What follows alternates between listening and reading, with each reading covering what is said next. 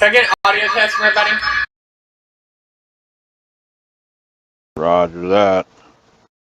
Can you hear me? Good eye, Governor. Okay.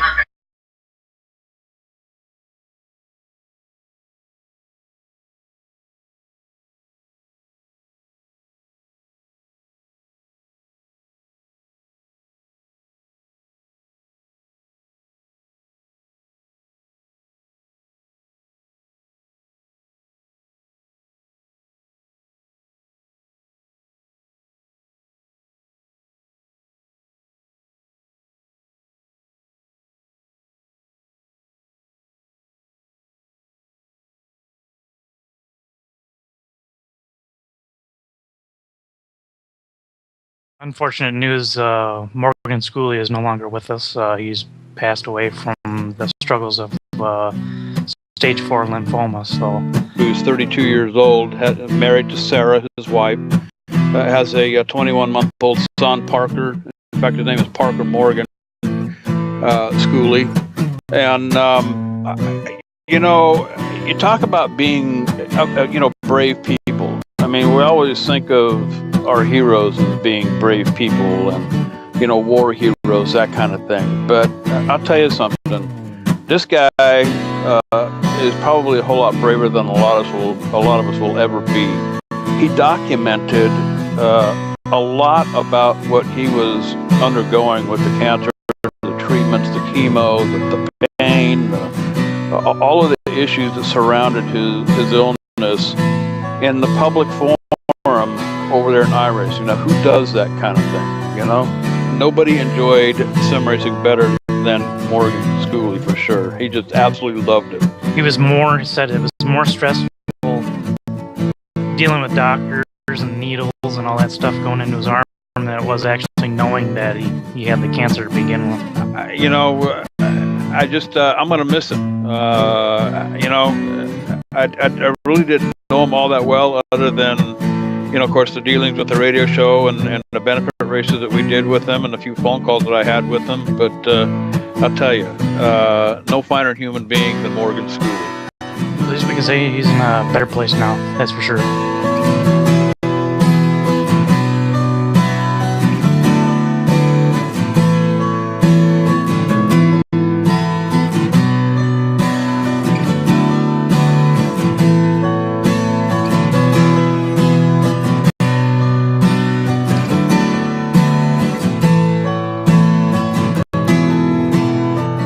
A lot braver person than, you know, I could ever hope to be.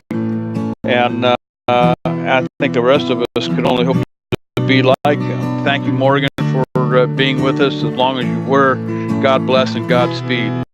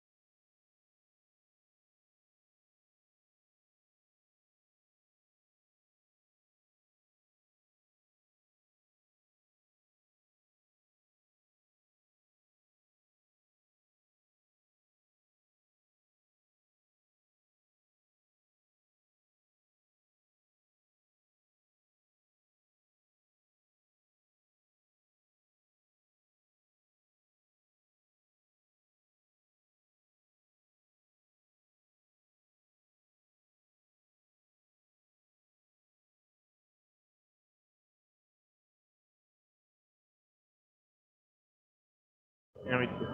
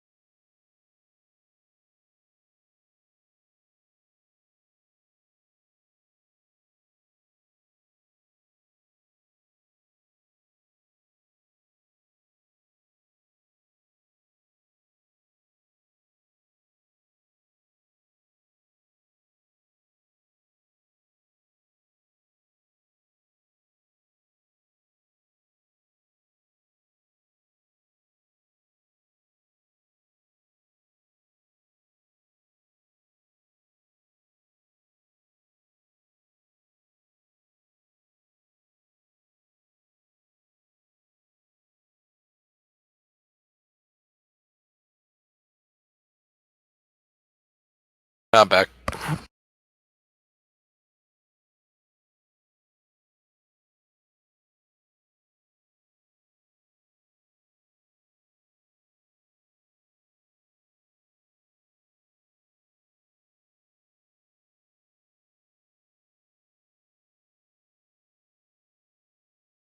Unfortunate news, Morgan Schooley is no longer with us. He's passed away from the struggles of stage 4 lymphoma. So He was 32 years old, married to Sarah, his wife, has a 21-month-old son, Parker.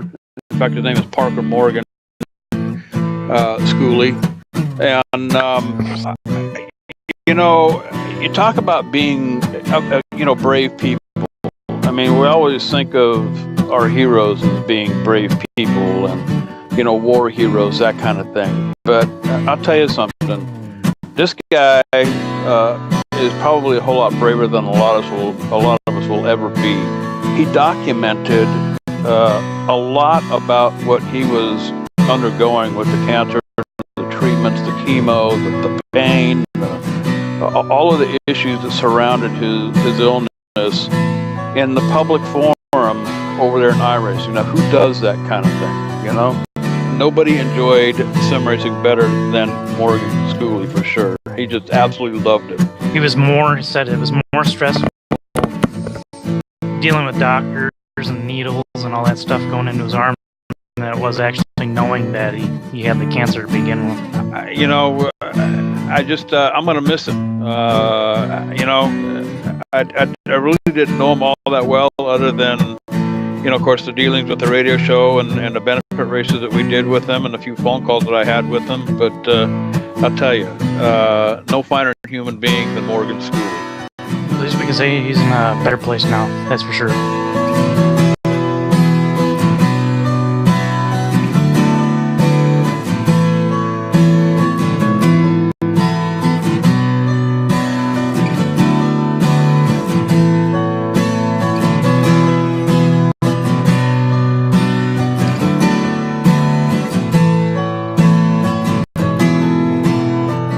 A lot braver person than I could ever hope to be, and I think the rest of us could only hope to be like him. Thank you, Morgan, for being with us as long as you were.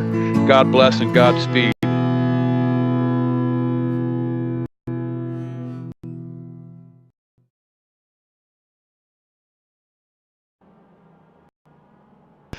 And race fans, welcome to another benefit event here on ETV Live. Today is the Morgan Schooley 150 benefit from Homestead, Miami Speedway. And this is a very special occasion for all of us here in the iRacing service. I'm sure that if you don't know who Morgan Schooley was, you got left out in the cold there somehow. But I'll tell you what, I am in the booth tonight with Dave Judson, Will Vincent on hand from Glacier TV. This is a combined event here, guys, tonight. Randy Chenoweth, the organizer of tonight's event. Will Vincent, let's go to you. We're at the Homestead Miami Speedway here tonight for a very special cause. A lot of us knew Morgan, went on one-on-one with him on many occasions, and it's certainly indeed a pleasure to be here in memory of him. Yeah, it's a pleasure, of course, in none of the terms any of us wanted it to be. The horrible fact for me is that, you know, Morgan was racing like 24 hours before he passed away, and of course we'd done a broadcast for ourselves on Glacier TV. We'd done also one with you on ETV as well, and things for a while were, you know, really looking up. It reminds all of us how fragile life can be in many ways. But on the flip side of that, you know, I think that the events that we have in front of us today, a road race, racing for 45 minutes on the Homestead B road course layout, and then 150-mile race on the oval layout as well. I think overall, I think it kind of sums up the type of racing that Morgan would have enjoyed doing, and a great way to honor his memory. Absolutely. And, you know, I want to throw a shout out to Slade Mitchell. He was responsible for putting that video that we have played here as we went live here tonight from Homestead Miami Speedway. And we'll play it again throughout the broadcast here tonight. We've got a 45-minute race here on the road course A here at Homestead Miami Speedway. A little bit later on, we'll be gathering one more time for a 100-lap feature race on the oval in the B car. So we're really looking forward to that. But let's bring Randy Chenoweth in. Randy, you're no stranger to putting these benefit events on. I believe you organized a couple of them here for Morgan Schooley. You know, this one's no different than the other. And certainly, you know, thank you for all the time and effort that you have put into these benefit races. Yeah, I set up the first one. Takes a lot of time, and it's really unfortunate that it had to be done. But I think it's something that's good for the community, and hopefully we'll see some good racing today. You know, Morgan Schooley, he had a thread going in the iRacing forum over there. A lot of people got involved with it. It was probably one of the largest forum threads ever in the iRacing forums over there. Just hundreds and hundreds, if not thousands and thousands of people participating, at least, you know, reading some of the posts. Morgan documented the last stages of his life, pretty much, from doctor visits to stem cell research that was going on with him, his chemotherapy, you know, program, and you know, just took it right to the end. And of course, he passed away. I believe it was on the 22nd. I don't want to mix up the dates here, but it was very recently, and shame on me for not getting the actual date. But he was within 24 hours. I mean, he was in here racing 24 hours prior to his death, and his wife, guys, wrote a big thank you, and you know, was very happy that Morgan was able to participate in the racing here. This was one of his loves, his first love, actually his second love. His first love was his wife, and of course Parker, his son. But you know, to be in here doing this thing, going through the treatments that he went through, I'll tell you what, there's no better human being on the planet than Morgan Schooley to have you know, put up with that, and then of course document his life, all of the pain and everything he went through. Everybody knew about it. I'm going to agree with you on that one. And you know, I know a number of people that's been in that situation before, and so often people, you know, don't want to talk about these things, but Morgan did. And of course, it's a personal choice whether or not you do want to talk about these things or don't want to talk about these things. But I think that thread, that long and winding thread that documented everything that Morgan was going through, his treatment, his research, everything, I think it opened a lot of people's eyes. And let's not forget, iRacing is a very diverse community. You've got a lot of older, more mature people. You've also got a lot of teenagers, and this might actually have been one of the first real knowledges that they had of, you know, what all of the negatives about cancer and everything surrounding that is. I think, you know, the thread from Morgan's wife summed it up perfectly as well, that, you know, Morgan used iRacing to get away from it all at times, and he had a great friendship base on iRacing. And you always say in these circumstances, you know, yes, it's more probably of a holistic treatment, but you're going to have to argue the fact that Morgan had so many friends on iRacing and so many people classified Morgan as a friend. I think it made quite a lot of difference in some of those dark days. Absolutely. And, you know, Sarah, Morgan's wife, had put a big post in there thanking everybody in the community. And she writes that she was so overwhelmed by the outpouring of not only prayers and donations, but how Morgan really touched other people's lives. And, you know, guys, let's go to Dave Judson here. You know, the sim racing community, like no other. I mean, they come together, you know, for each other like no other organization that I've ever seen in my life. We talked about this the other night on our radio show. You know, when someone is in need, the sim racing community comes together and, you know, and really helps out. Yeah, I can't say, you know, anything more than what you said. The sim racing group is just an amazing group to be a part in, and when one goes down or one, you know, needs help, they bind together even tighter than they've been, and it's amazing what they've did for Morgan and what they're continuing to do for his family. Absolutely. And tonight we're here at Homestead Miami Speedway. A couple of races going on here tonight. The road race will start first. It's on the A course here at Homestead. Right now we are in qualifying. Stefan Overgaard and Jesper Pedersen so far on the front row.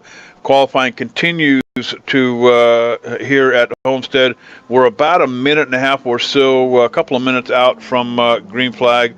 But and I'll turn it over to Will and Dave. You talk about a couple of pros that calling a road race. Will Vincent is the king of all kings, and I'll sit back and relax, and then I'll jump in a little bit later on and cover the oval race. That's kind of my forte there in the B car here at Homestead. So a lot coming our way here. Will, you know, again, I mean, Morgan Schooley. If you didn't have an opportunity to talk to this young man, you really missed on a big, you know, you missed out big time. And I was lucky to have a couple, 2 or 3 phone conversations with him, you know, and of course we had him on the couple of broadcasts that, you know, you and I have done with him, and just a super human being all the way up to the end. Indeed, and thanks very much, JD. As I say, we've got ourselves about half a minute before the checkered flag comes out for the end of qualifying. And Dave, this is a very interesting racetrack. It's got a street course feel to it in many ways. Yeah, well, it does. Tight and twisty sections that you would normally see on a street course, but then also you got the wide back straightaway where, who knows, guys are real tight together. We could see 3, 4, 5 wide. Who knows how far they want to push it, but it has the looks of an interesting race. And say the checkered flag is now out, so those drivers who are on a qualifying lap, they will have the opportunity to do so. No one is on the track, however, it's going to go ahead right down to the grid. We have a total of 9 cars who are starting this race. Stefan Overgaard will be starting with qualifying time of 1 minute 41.953. Jesper Pedersen will line up alongside him on the front row. He was about 0.3 of a second slower. Don Broden and Mike Budzinson in the 524 machine will be starting in positions 3 and 4 respectively. Jeff Drake and Gary Budzinson in row number 3. Joshua Campbell and Slade Mitchell in row 4. And then you have Daniel T. Murphy in the number 75 car. Standing start for this race on the oval. Dave, that's going to make things very entertaining coming down into turn number 1. These cars with the NTMV5 on it, you've got to be careful when you put that power down. Yeah, well, this is a new tire model is something everyone's still learning. Car tends to get pretty squirrely on you when you don't have a lot of heat in it. So turn 1 could be calamity corner, but we'll see who really gets a good restart here.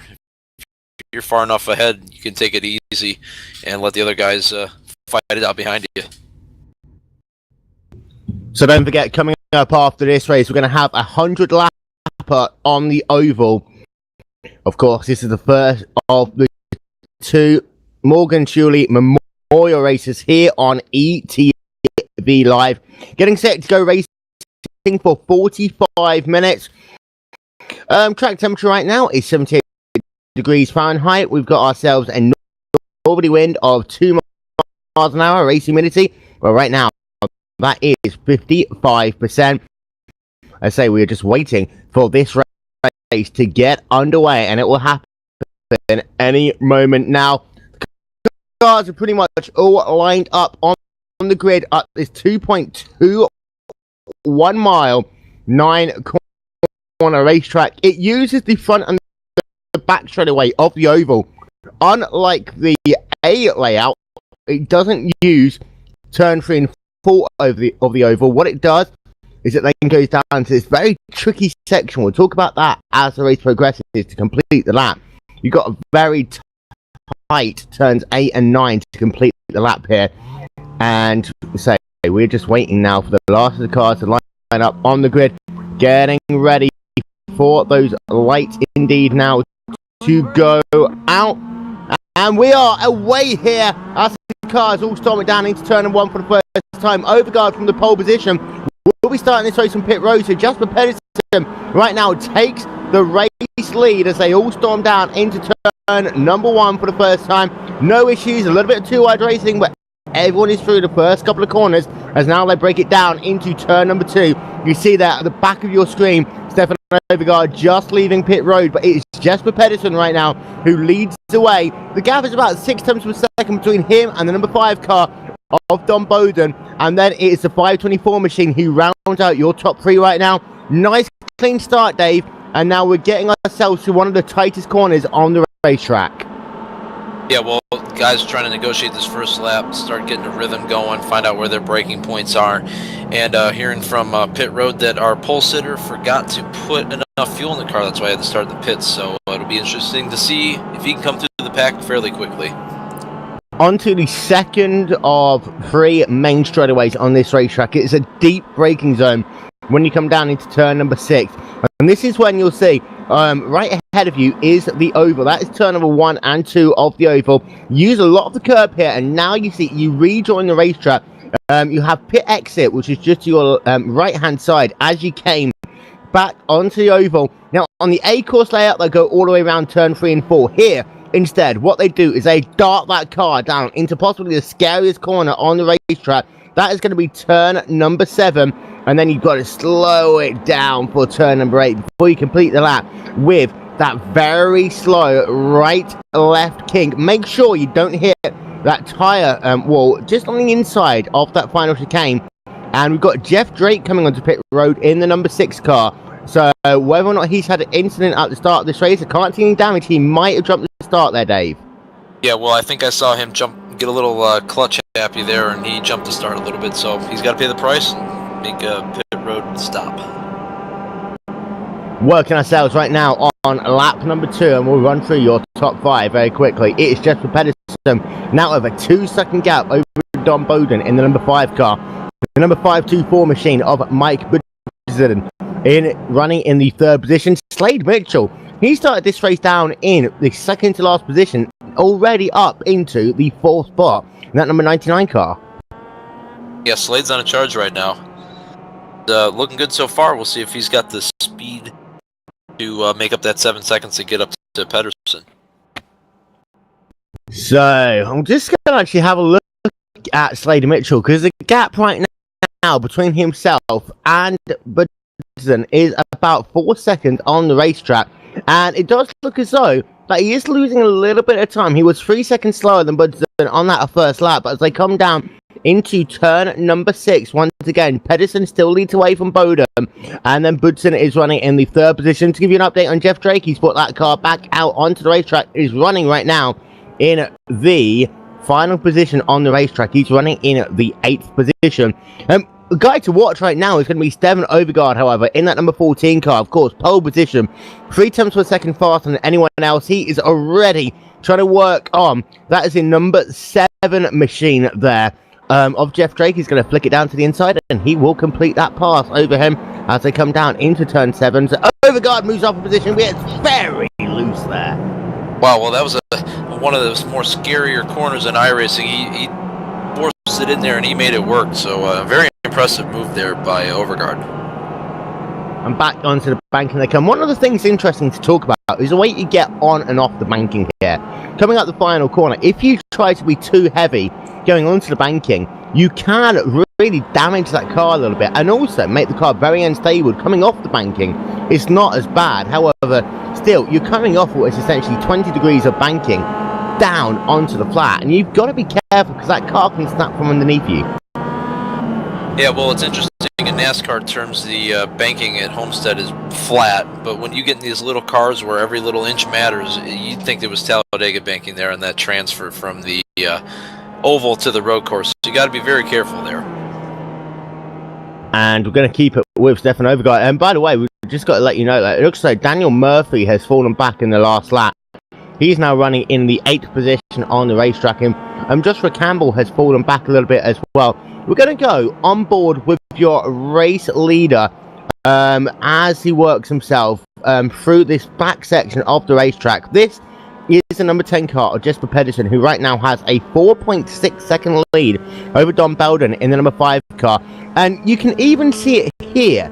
It's not as much banking on the back straightaway as there is on the front, but as you come down into turn 7, Dave, that car, it really does move around a little bit. And in many ways, it kind of reminds me of some of the banking that you have on the corners at Watkins Glen. Yes, it's not that much, but you still got to deal with it. Yeah, every little bit of banking makes a big difference, especially in these little cars that get squirrely pretty quickly. So, just another challenge for these guys to face here at Homestead. So a little over 5 minutes of the race scored complete, working ourselves right now on lap number 4. To give you an update, Jeff Drake is the car scored in the last position right now, and he made that stop and go penalty on lap number 1. He's now a full 26 seconds behind anyone else on the racetrack, and I'm having a look at his lap times. I think he had to come back on pit road again at the conclusion of lap number 3. Something's happened to him, and he really has been off pace here. Yeah, I hope he's able to get things sorted out, because I'm sure this race is not going the way he had envisioned it at this point. Let's say his fastest lap of the race is a 2:25, and it looks like we've got a car on pit road, or just bring confirmation of that in a moment. Oh, sorry, we've got a spinner, and Jeff Drake just loses it there in the number 6 car, and that is coming out of the final corner by the looks of it there. And he just clips that curb. We'll try and get ourselves a replay of that in a moment. He just clipped the curb as he went himself through that. And of course, in these small cars, they basically run street tires, Dave. So if you get them onto the grass, you have no grip at all, as the replay is up on your screen right now. Yeah, well, it looks like he just kind of overcooked it in that final corner. Once you touch that grass, like you were saying, it's almost like driving on ice. You're at the mercy of the car at that point. So it looks as though that Drake is very struggling right now, but we're going to talk about Stefan Overgaard once again, because he is closing up. The last lap he did was a 1 minute 42.863. Compare that to Pedersen, a 141.848. So he's losing a little bit of ground to Pedersen, but Overgaard is catching up to the rear of Mike Budsonen in the number 524 car. And of course, ahead of him, you've got Don Bowden, who is also going faster than right now. Overgaard is charging. Yeah, Pedersen's looking good right now. Overgaard's last lap was still 7/10 slower, so Pedersen is pulling away from the field, and Bowden in second only ran a 1:44, so very comfortable lead for Pedersen right now, but still a lot of time left. We got over 35 minutes, and can't discount rhythm here. You get into a good rhythm, you don't even have to think about going fast. You can just make it happen, and you go start clicking off half seconds to seconds at a time without even thinking about it. You see on ETVLive split screen, you've got Jesper Pedersen on one side, Don Bowden on the other, and it's always fascinating in these cars to see the different lines that these drivers take into some of these corners. There is a lot of time that can be gained and lost, especially on corner entry and corner exit. Now Pedersen ran a little bit wide there as he brought himself back onto the oval. Bowden takes a much tighter line. He uses a little bit of the curb, but a nice smooth line there. Pedersen looking a bit rugged on this lap as he brings it back onto turn number 8, had to slow the car down.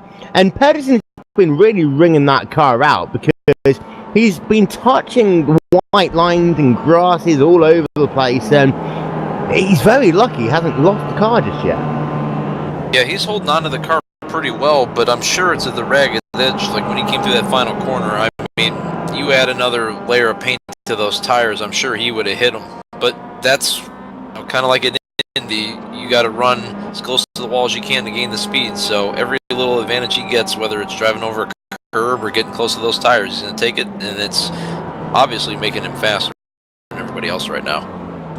And behind him, as I say, Bowden, last lap, he was a lot slower. He's lost, he's 11.5 seconds back right now. So Pedersen is on average about 2 seconds a lap faster than that number 5 car of Don Bowden. However, Stefan Overgaard, it looks as though he is closing right up to the rear and has passed Mike Budsonen in the 524 car, so moves Stefan Overgaard back up into podium contention. And the gap between himself right now and Don Bowden, that is just 3.2 seconds on the racetrack. But Overgaard, let's not forget, he had to start this race on pit road, so he was about 10 seconds to the rear of the field at the conclusion of the first half of the lap. He is now really charging that car around the racetrack. His last lap of 1 minute 42.2. He is, however, still a little bit slower than the fastest lap that Pedersen has set, but last time Pedersen only did a 1 minute 42.722. However, Dave, I did tell you that he got very, very wide on coming back onto the oval there on that last lap. Yeah, a little mistake, but Pedersen knows that he can afford to push it a little bit and see where the boundaries really are. With a 10-second gap, even if he slides off a little bit, even if he loses 2 seconds, he's still got an 8-second lead. So he's still pushing the boundaries, finding his rhythm. He'll keep going. He just put in a 1 minute 41.880, one of his fastest laps of the race. So he's finding the speed right now. So Pedersen came past the start finish line. That gap is now back up to 13 seconds on the racetrack between himself and Don Bowden in the number 5 car. Stefan Overgaard, of course, now running in that 3rd position in the number 14 car. And that last lap, Overgaard was a lot slower than Pedersen, almost by a second and a half on the racetrack, as Overgaard tried to close up to the rear of Don Bowden in that number 5 car. Mike Budson running in the 4th position right now. Slade Mitchell running in the 5th spot. Gary Budsonen is running in the 6th position. Joshua Campbell in 7th. Daniel Murphy in 8th position. And then the rear of the field is Jeff Drake. However, Drake is slowly reeling in Daniel Murphy. He's had a couple of sloppy laps. And Jeff Drake is also struggling in that number 6 car. And I'm just having a look at the lap times. Those guys are in danger of going down a lap before we even get to half race distance in this race, Dave. Yeah, especially for Jeff Drake with all the penalty, the jump start, and the incident coming out of the final corner. Pedersen running, almost 8 seconds faster on a couple of laps. He's just going to have to hope for a couple of mistakes from some guys in front of him to stay on the lead lap.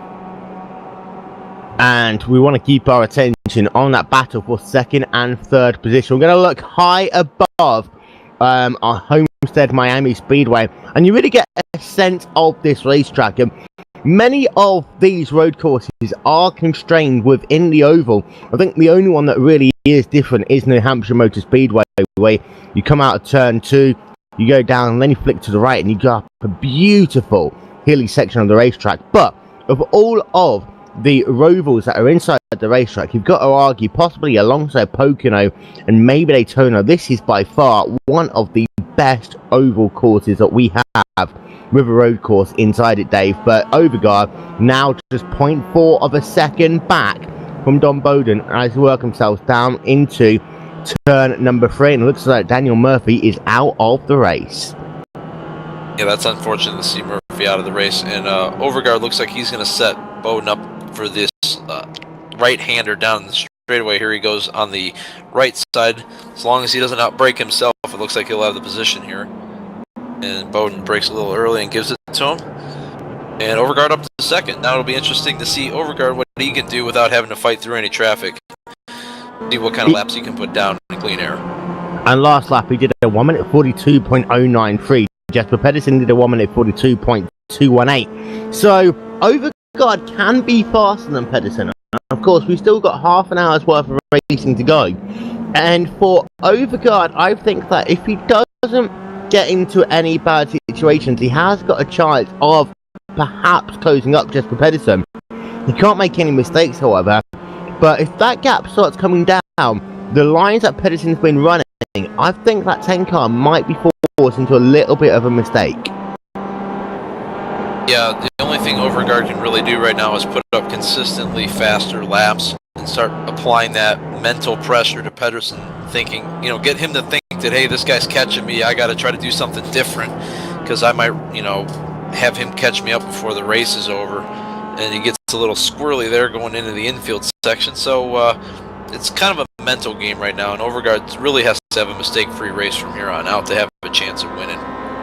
And let's not forget that Jesper Pedersen is what we call a black stripe on iRacing. He has raced in the iRacing.com Grand Prix World Championship Series, so he's got a lot of pedigree around him.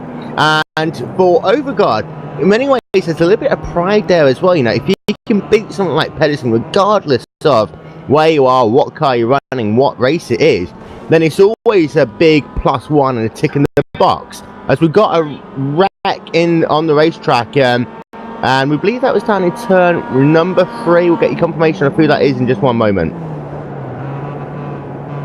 And it was Joshua Campbell there, who is going to be classified as out of the race. And this was as he worked himself through that very difficult turn number 7. He just lost the car, slammed it into the wall there in that number 8 car. David talked about it before we went green here. That corner is very difficult. Yeah, well, you're coming off the banking onto like the pit road entrance for the oval, and he hit those bumps just wrong. The back end slowly stepped out from him, and he could not catch it, and unfortunately stuffed that 8 car right into the tire barrier. Unfortunate for him, puts him, pretty much out of the race.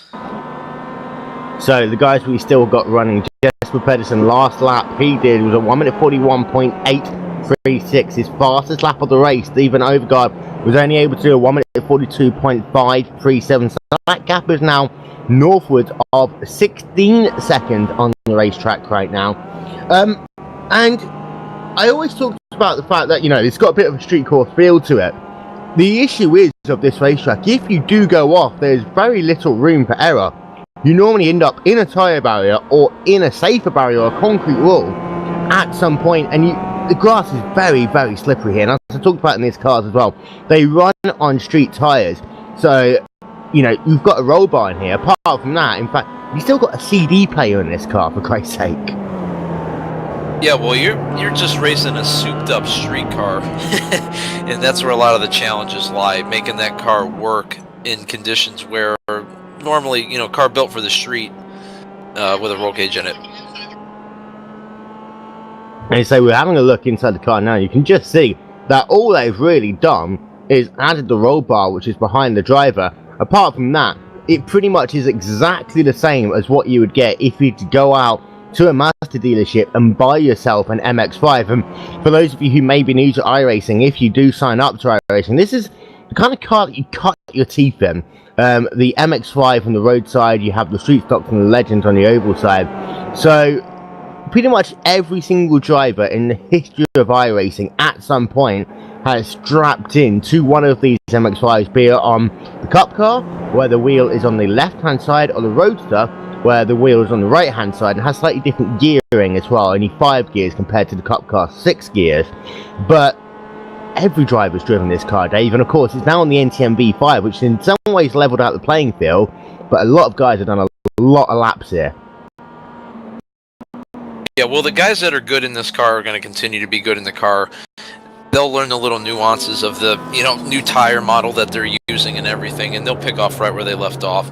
Some of the other guys who are, newer to the car or haven't run it as much, they'll find a little bit more of a challenge, and sometimes that'll bring the guys a little closer together. We're going to step aside for just a moment and take a quick commercial break. We'll be right back. You're watching the first of 2 Morgan Schooley benefit races here on ETVLive.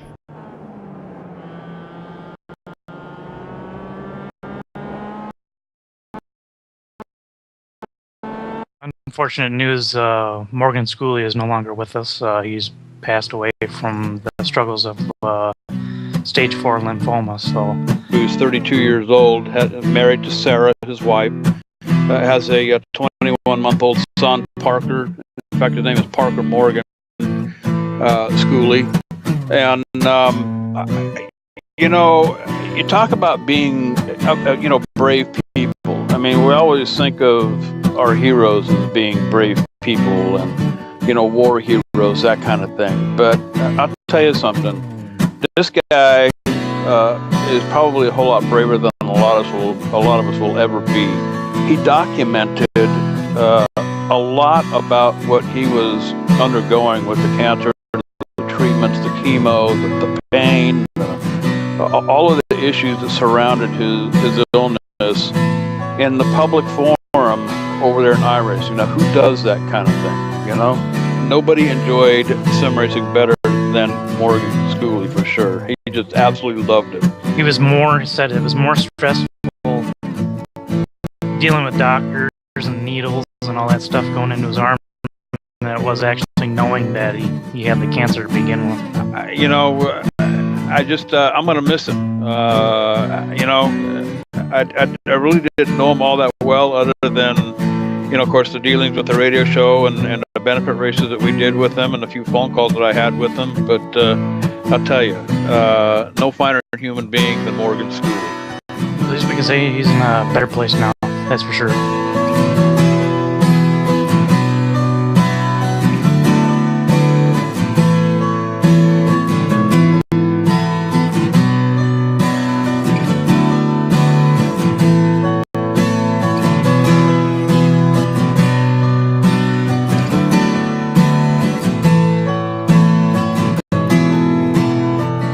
A lot braver person than I could ever hope to be, and I think the rest of us could only hope to be like him. Thank you, Morgan, for being with us as long as you were. God bless and Godspeed.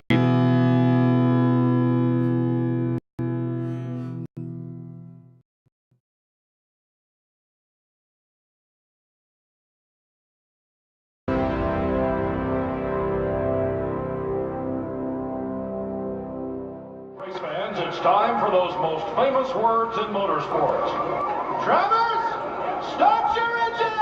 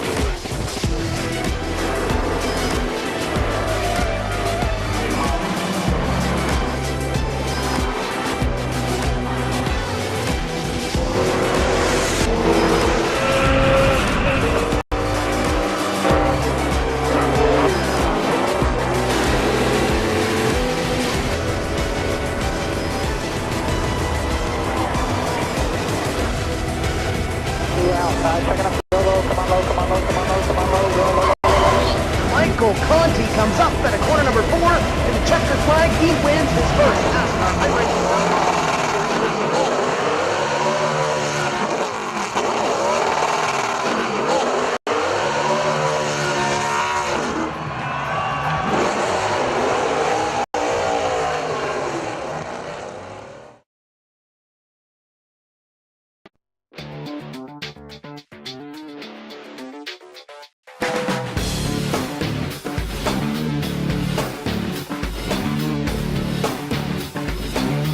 Inside SimRacing.tv, the fastest show on the internet. Sim racing news and reviews since 2007, with new shows every week.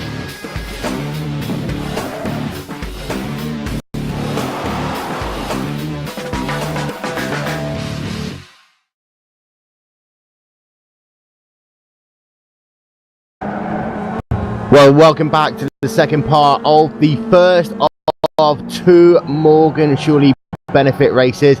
Very quickly, we'd like to give a shout out to the guys over at iRacing, Tony Gardner, Sean Siff, all of those guys. I know Morgan Schooley's story touched a number of people in the iRacing staff community as well as the driving community, and they've donated $250 to the Morgan Schooley Fund. If you'd like to find out more information and make a donation, head over to morganschooley.com. And also a big shout out to Derek Spear as well, who's donated a button box to the winner of the events here today. We're having a look on board, Dave, with just Pedersen on one of the screens and Stefan Overgaard on the other, as we have a little bit of ETV side-by-side action, and Pedersen's taking much smoother lines. You notice that you can do a lot more inputs on the wheel coming out of the corners right now. Overgaard still looks as though he's hassling that car, and as you always say, the less you have to turn that car, the less you have to adjust the car, the faster overall you're going to go. Yeah, well, that's exactly right.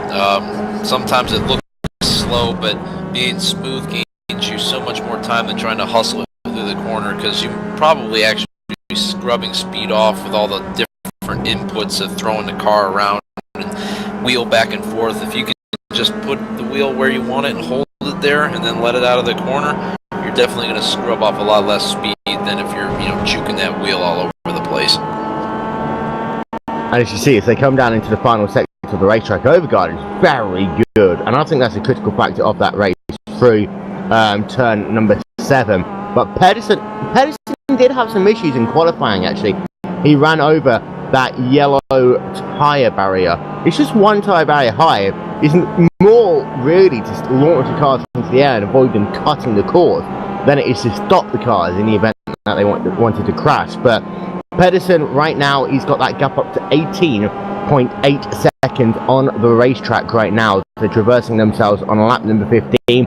20 minutes and 20 seconds left on the play clock right now. And I have to say, for Pedersen, he really has been strong in this race. Of course, he is a black stripe, and you always expect it from the black stripes. Of course, I say Pedersen running in the iRacing.com Grand Prix World Championship Series in that number 10 car, and he's been constantly strong there. It looks a lot of that has translated over, and you kind of remember that the pro drivers, the WCS drivers, are always the ones to beat. Yeah, well, those guys are in that series for a reason. No matter what kind of car they step into, their talent really shows, and definitely the case here is Pedersen's out ahead, almost 19 seconds over Overgaard, and that's not a discount Overgaard. I mean, he's running some excellent laps. He's pulled away from Bowden by 31 seconds, considering he started from the pits. So it just really shows you how fast Pedersen is in this car, that he can be that far ahead of everybody else. Of course, Pedersen did miss out on the top 25 of the WCS, so he's running in the Road Pro Series this season. You can catch, by the way, the Oval Pro Series every week starting in less than 7 days' time here on ETVLive. Start time for that is 9 p.m. Eastern, and that is every Tuesday night, all the way through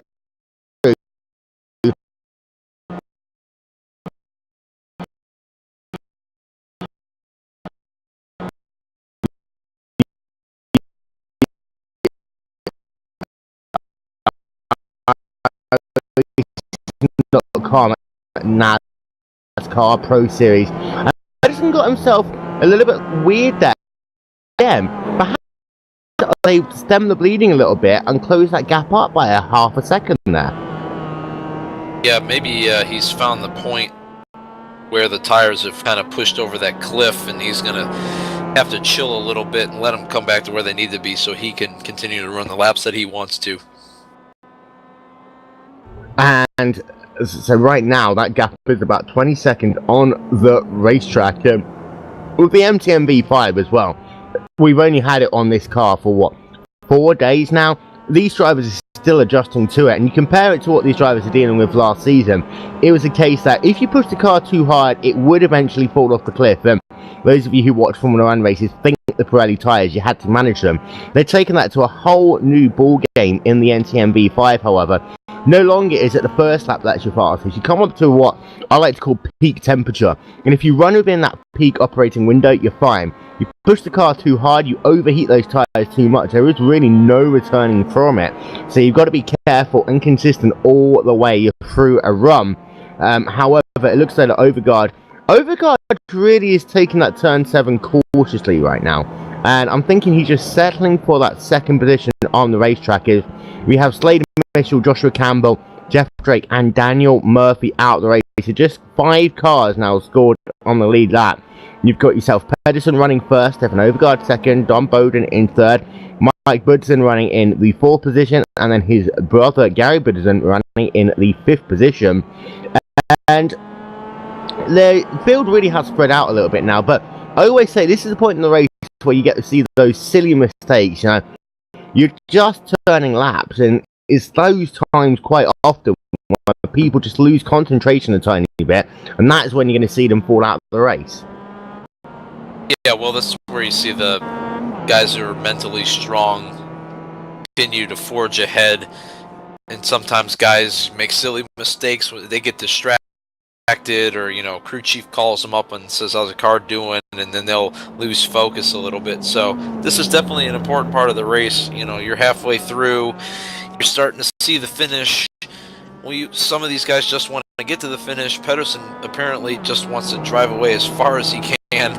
And it's interesting to see, you know, like Overgaard looks like he's settling for second, hoping for a mistake. And just kind of a mental game right now, since these guys aren't that close together, kind of racing themselves. And I'd like to correct myself. Gary Budson's actually Mike's father, not his brother. Go on. Pedersen almost ate it. The back end stepped out a ton in that second to last corner, and then he does it again coming out of the final corner. He may have overcooked those tires there in that big slide. He's going to have to let them cool down again. Yeah, his last lap is only a 1 minute 42.379.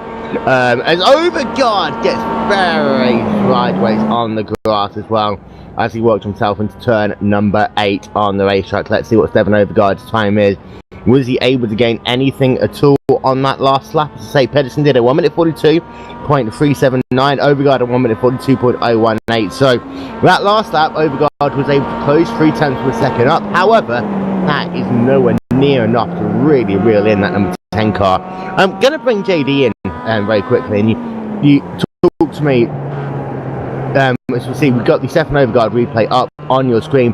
You let me know during the commercial break. iRacing donated $250 to the Morgan Schooley fund, and we always talk about the community in such a way. We talk about the drivers in the community, but you know, I've had a number of chats with Tony Gardner, with Steve Myers, with Sean Tiff, all those guys, and they really were affected, and they really felt out to Morgan the same way that the driving community did. Absolutely, and you know, it didn't stop there. The donations are one thing, but I'll tell you, iRacing really stepped up this time. If you paint your own car, they've got an official sponsor's logo that you can put on your car, a Morgan Schooley logo that's available in the iRacing paint deal there. And I'm not real familiar with the paint garage there, but I know that Tony Gardner and all the boys over at iRacing felt very strongly about this, and it's a wonderful thing. And a huge thank you to iRacing Tony Gardner and his staff for really coming through and making that available to all the painters out there.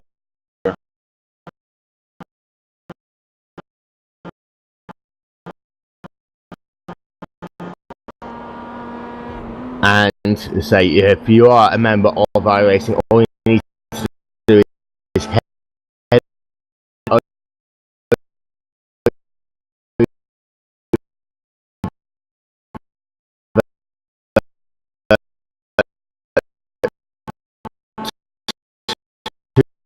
to the paint garage. Now, you can find out on the members site by hovering over My Racing and then clicking on Customized Cars. You'll have the option then to choose a main sponsor or a second sponsor. If you click on the main sponsor and just scroll it down to Morgan Schooley, you'll get the car then up on the main sponsor logo for your car.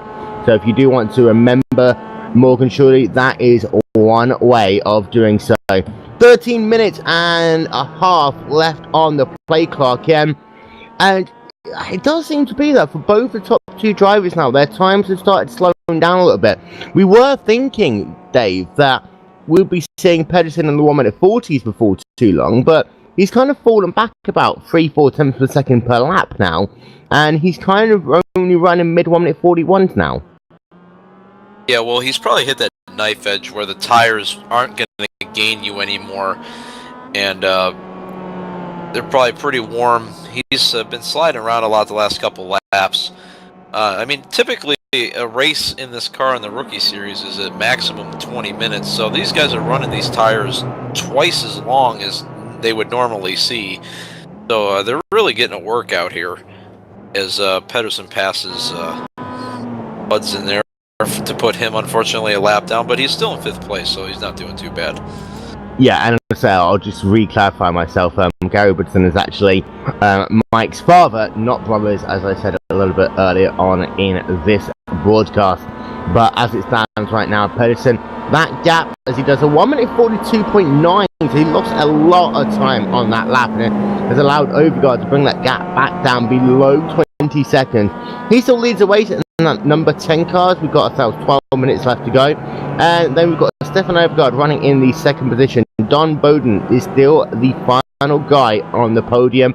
Your retirees, Daniel Murphy, who just said that he couldn't get to grips with this race car here today. Jeff Drake, he had a ton of issues in that number 6 car. Unfortunately, his day is done early. Joshua Campbell is out of the race. Slade Mitchell and Gary Woodson. Gary Woodson isn't out of the race. He's just scored 1 lap down as Overgaard that time. He's the one that runs wide coming out of corner number 3 on the racetrack. I'm going to bring Randy Shenworth back into the conversation very quickly here.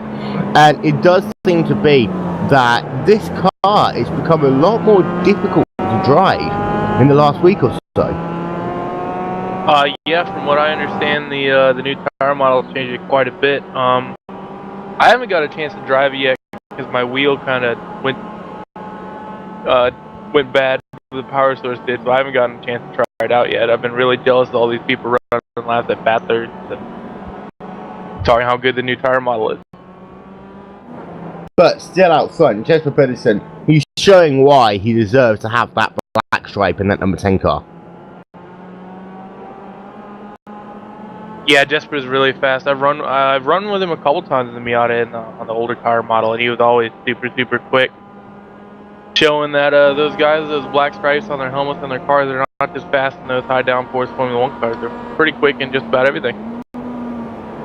Don't forget, coming up about 20 minutes after this race ends, we're going to have the second of our Morgan Schooley Memorial Benefit races. As we're going to go very quickly on board with the number 10 car of Jesper Pedersen. So I'll tell you more about the next race in a couple of moments. So right now, he's working himself down into turn number 3 on the racetrack. From here, Dave, it's a lot more stop-start. The first couple of corners, you know, you've got that twisty S section, which can really catch the drivers out. But from here, it's all about braking, getting onto the power, making sure you hit your apexes properly. Yeah, well, that's exactly right. This track has a little bit of everything. Long flowing sections, high-speed corners. Then you got the twisty bits, as some guys like to say, coming back onto the oval and the first couple of corners in the infield. So quite a challenging course. They've done quite well with the design, and it's really a lot of fun to drive and challenges the drivers a lot. And then you see he's worked himself back down towards that turn 7, 8, 9 complex once again. And this corner is so breathtaking, mainly because of the fact the car just bottoms out and it unsettles itself as you go through it. And then you're fighting all the way through here. Very low grip through this section on the racetrack, and that final chicane is a bit like Alton Park. You really can't take that inside curve too much. Yeah, that whole section's very interesting. When you're coming off the oval, when you clip that curb, it's almost like an off-camber corner, which really, sends the back end all over the place. You watch some of those replays in slow motion, the back end is just hopping and skipping all over the place. So it's really a bear to control, and then those tight bits going through the back onto the oval.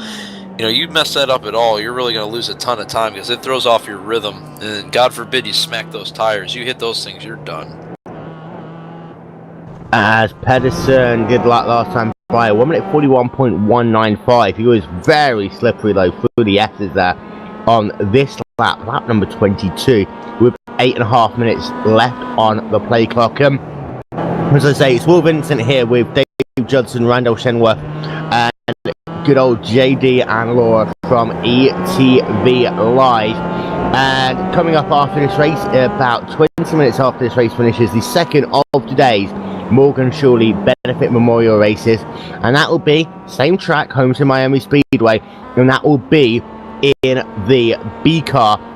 And the B car is always one of the Morgan's most fun cars to drive. You really did enjoy running on these NASCAR, Shading. We thought a lot about the tracks that we could race for the oval race. It did seem to be that Morgan always seemed to love Homestead. Yes, he did. Morgan did. He loved to race at Homestead Miami Speedway, and it will be on the 1.5-mile track here.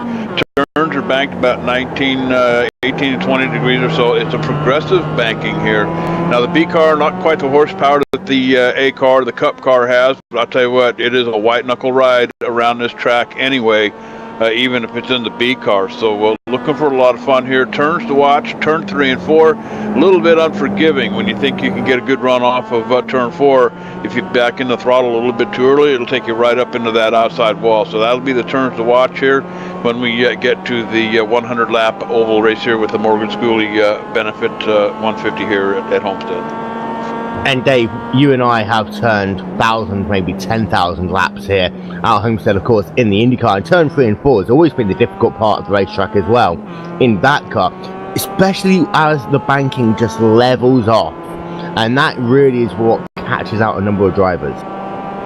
Yeah, coming out of 4, the banking falls off a lot more than you would hope. There's nothing really holding you into the track anymore as you come off of 4, and car can get really out of shape there. And not to forget too, in coming out of 2, there's a pretty big bump on that high line. If these guys are running the high line or trying to stay ahead of a guy making an inside move, you hit that bump, it can really upset your car a lot more than you would think. So a lot of challenges even on the oval.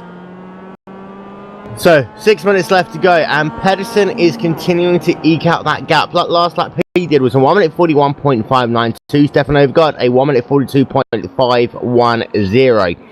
And even when we've been saying that Pedersen's had some slow laps in this race, over half of his laps have been faster than the fastest lap that Overgaard has done all day, showing once again the dominance of that number 10 machine. Overgaard, of course, started this race in pole position.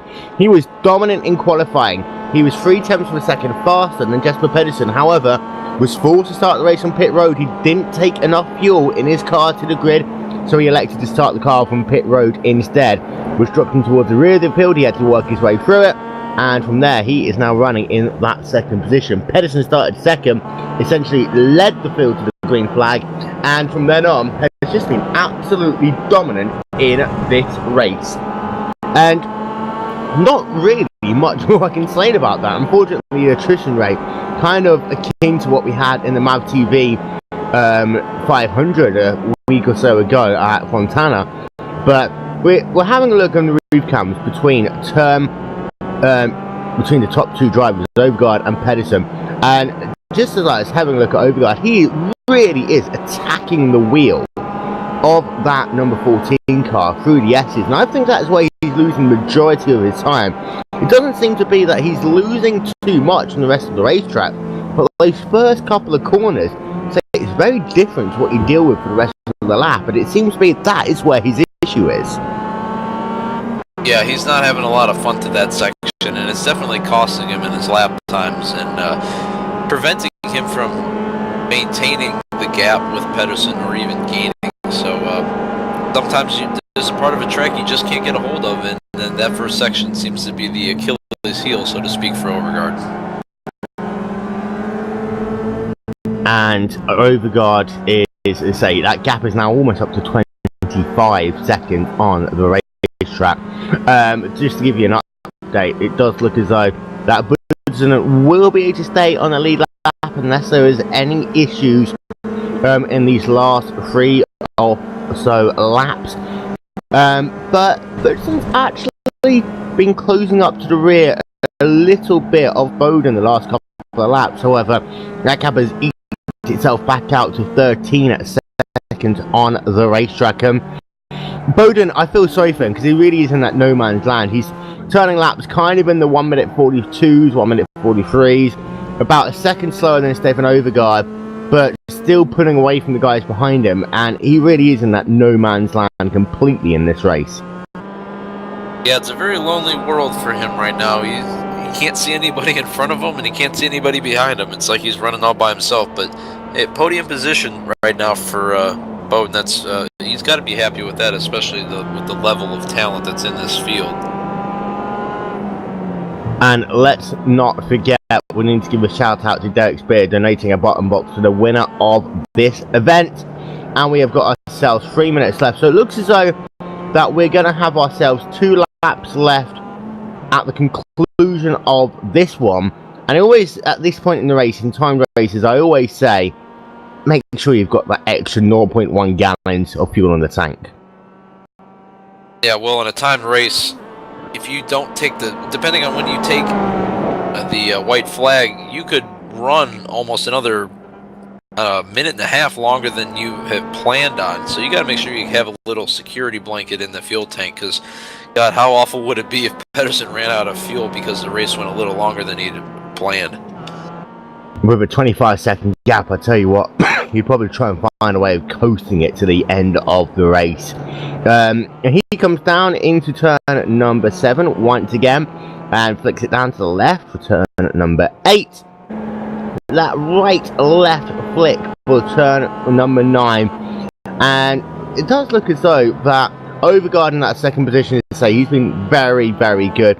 Pedersen, it seems to be that sector 1 where he has been dominant in this race, however, and that is why that gap is now 25-ish seconds on the racetrack. Bowden has had a slow lap, actually, and has allowed Mike Budson to close up by just about half a second, but he talks about how most of these guys only run 20-minute races in these Miatas. It could just be a tiny bit of fatigue settling in, especially that mental fatigue of running by yourself.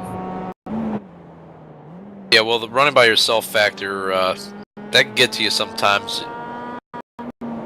You're just running laps, you kind of get in a groove, and you're not really thinking about too much because the laps are just kind of naturally happening to you. So make sure that you, keep the antennas up, so to speak, and make sure you don't do anything stupid here with a couple minutes to go. So this is Jesper Pedersen in that number 10 car.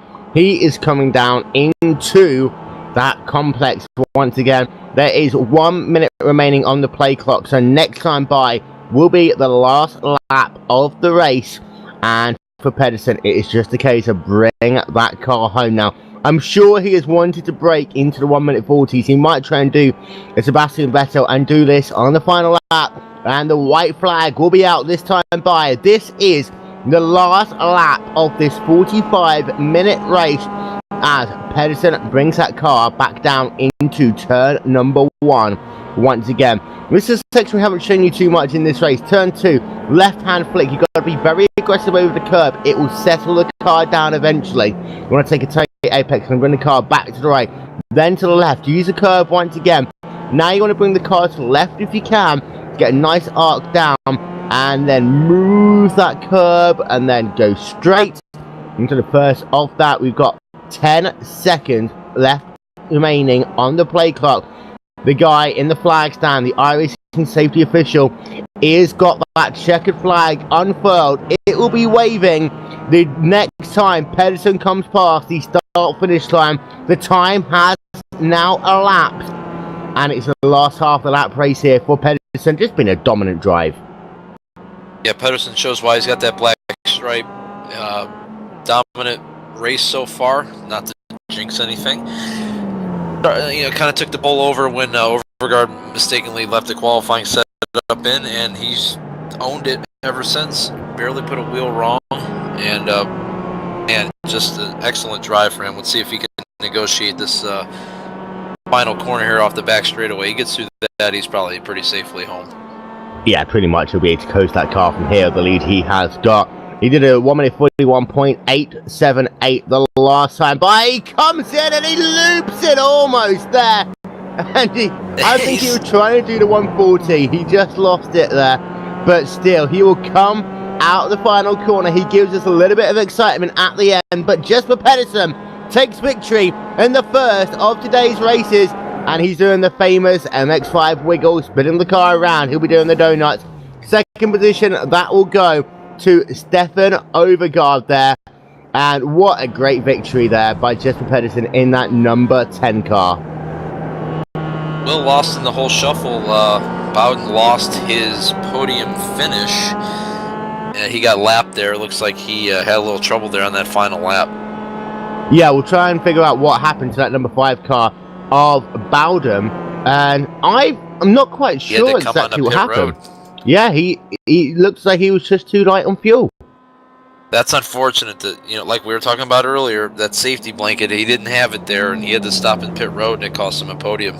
But Mike Budson takes advantage in the 524 car and gets a podium finish out of it. Yep, he's not quite done yet. He's still got himself half a lap left to go in that 524 car, but we're going to have a look on board with him as he completes the last couple of corners of his race, and he leads the battle there, beating his father. And the 524 car coming down into turn number 8 for the final time. Looking as though he's just kind of coasting at home now. He knows that he's not really got to do anything else but bring the car across the line. He will come home and he will take the final podium position in this race. Good drive there by the number 524 car. Dave, drive the race really has got to be Pedersen. Yeah, no question. Will Pedersen drove pretty much perfect race except for stuffing it into the wall on the after the checkered flag celebrating. But other than that, perfect drive for Pedersen. Black stripe, that's why he's got it. He owned it. So we'll run through your final race results then. Jesper Pedersen in a time of 45 minutes 58 seconds takes victory. Stefan Overgaard comes home in the second position, 27.4 seconds back at the end. Mike Budsonen comes home in the third and final podium position. Don Bowden in fourth. Gary Budsonen in the fifth position. Slade Mitchell in sixth. Joshua Campbell seventh. Jeff Drake in eighth. And then Daniel Murphy in the ninth position in the race. Good drive by Pedersen, but a good battle pack through the field also for Stefan Overgaard. Yeah, Overgaard overcame a lot of challenges during the race, having to start from the pits. He had to drive by every other car in the field to get to where he was at, and he did quite well for himself, avoiding some pitfalls, sliding off the track, things like that when he's passing slower traffic. So great job for Stefan Overgaard. I mean, I don't think anybody was going to beat Pedersen today, so Overgaard did well with the second place finish. So, in about 20-ish minutes time, we're going to have the second of today's races. That is going to be on the oval in the B car. We are going to try and get a chat with Jesper Pedersen, your race winner, in just a couple of moments. However, apart from that, yes, it was a small field, Dave, but overall the racing still entertaining. These guys still had to put it all on the line. Well, that's exactly right. Look at Mike Budson in the 524 car's position. It came down to the final lap. I mean, a competitor of his didn't have enough fuel, and he was able to capitalize. He was smooth on the track the whole time. You know, kept the car on track, no damage, and was able to get a third place finish out of it because, unfortunately for his competitors, they were not able to play the strategy right. So, not always about being the fastest. It's about getting there first. Well, whilst we wait for Jesper Pedersen, we're going to have a chat with the guy who came home in the second position, Stefan Overgaard. And Stefan, you had a good qualifying time, but then on the way to the grid, you realised that you didn't have enough fuel in your car. Yeah, I just saw that with a few seconds left and didn't have time to fix it and come back in, so had to start from pits. Did that make any issue at all on, the way you think the race played out, or would Pedersen still have run away from you? Because, of course, if you can stay in the draft on these tracks, then you can make it very interesting, because we've got a lot of straightaways here at Homestead. Yeah, I might have been able to catch up, stay with him. I think I was about half or 1 second slow in clean air, so I don't know. Yeah, but it was a stupid mistake.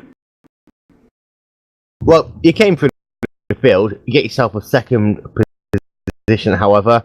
How do you feel? It's okay.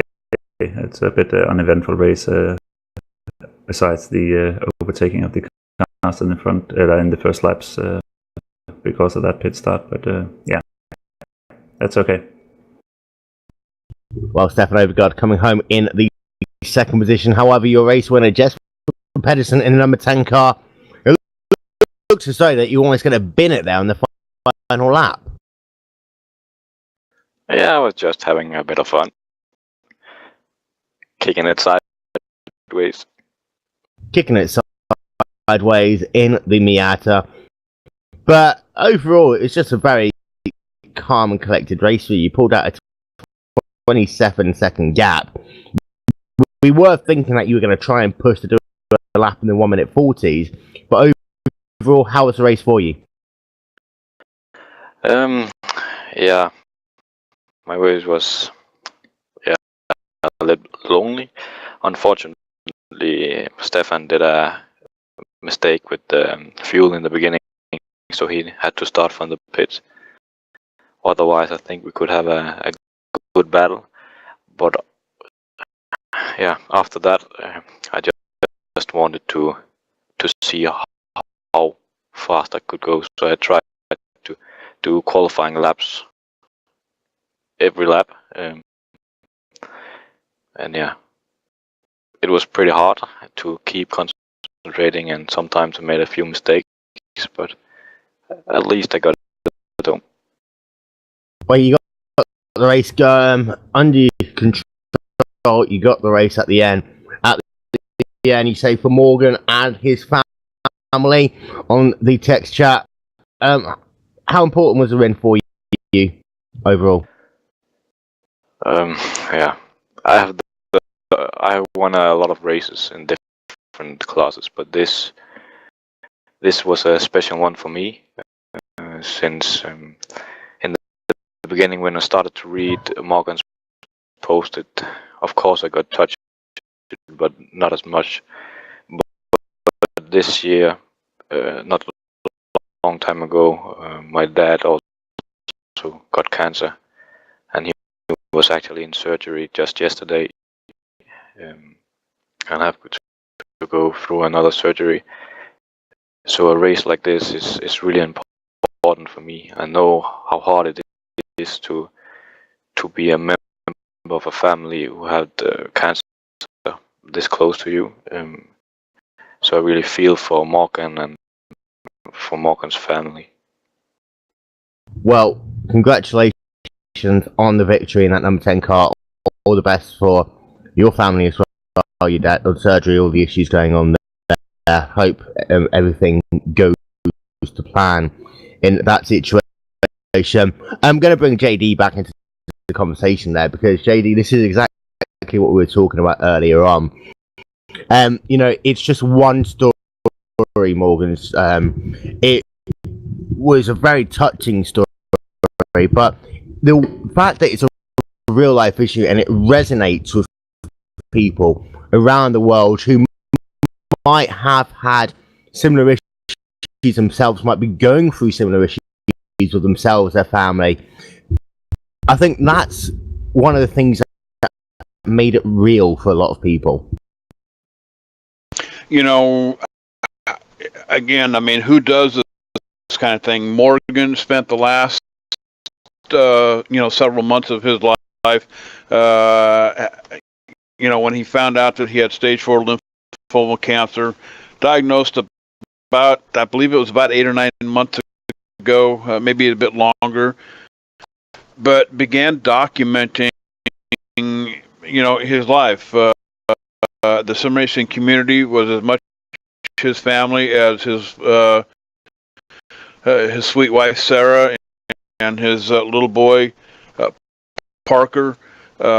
He spent a considerable amount of time over here, and so we became many of us became good friends with him through his postings, through his journal that he kept, and who does that kind of thing? I mean, a lot of people would not even think of taking their illness or their that kind of thing public, but Morgan did. He shared everything about his cancer, his chemotherapy treatments, the hopeful stem cell treatments that they were going through, right up to the very end, jumping into iRacing, running that last race, 24 hours before he quietly passed away. So, again, I mean, Morgan Schooley, who does that kind of thing? And I'll tell you, Will, we should all hope to be like him. I completely agree. We are going to step aside for a couple of minutes. I'm going to show you a couple of videos, and we'll be right back for the second of today's races.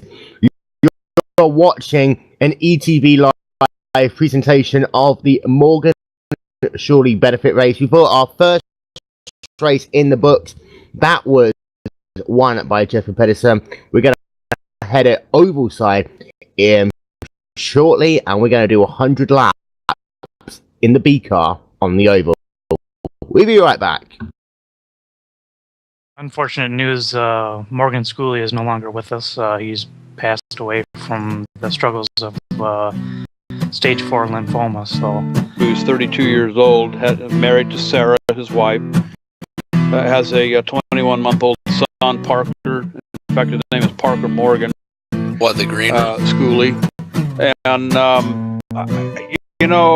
you talk about being, brave people. I mean, we always think of our heroes as being brave people and, war heroes, that kind of thing. But I'll tell you something. This guy is probably a whole lot braver than a lot of us will ever be.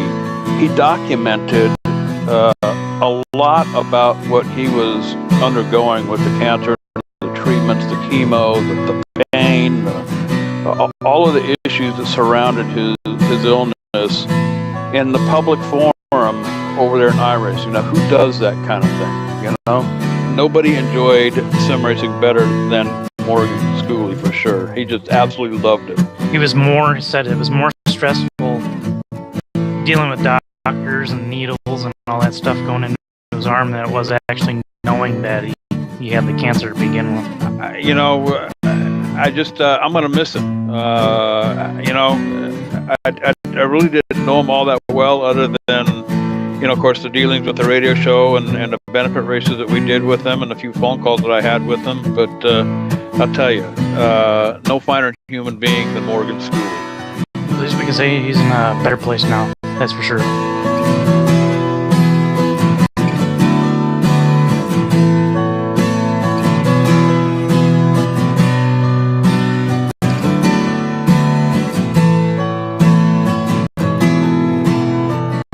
A lot braver person than I could ever hope to be, and I think the rest of us could only hope to be like him. Thank you, Morgan, for being with us as long as you were. God bless and Godspeed.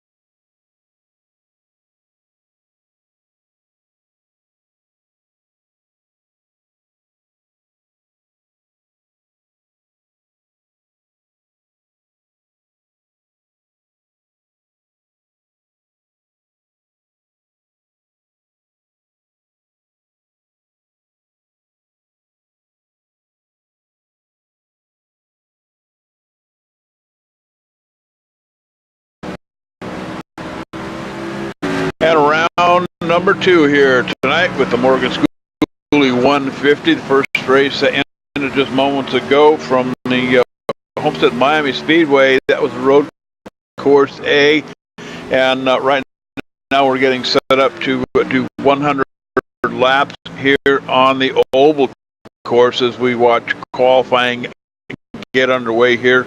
And I'll tell you what, it looks like we've got about a 9-car field tonight. Will Vincent, he'll be helping call the race from inside the cockpit, so that ought to be a lot of fun.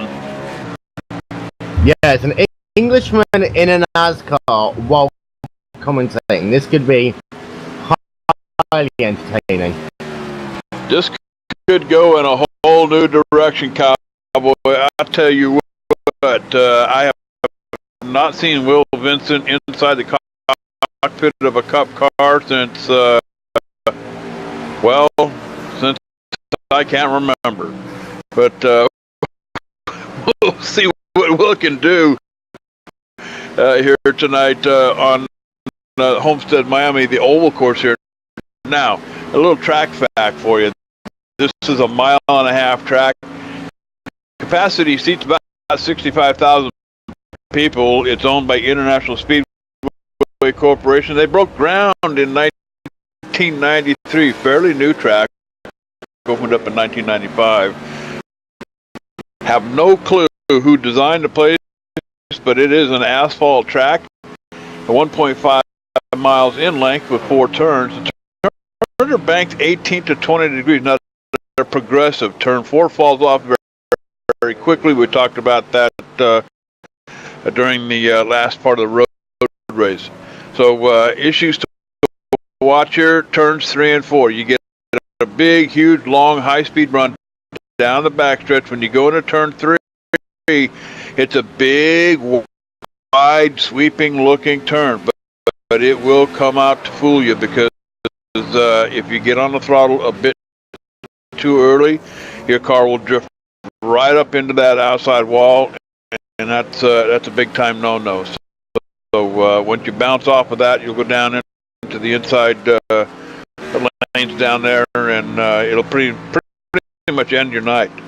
Would you like to actually hear some? This is my own knowledge coming through here. This track actually was designed a bit like a mini Indianapolis, where you had 4 corners banked at 90 degrees. The issue was because they ran it in open wheelers before they went into NASCAR.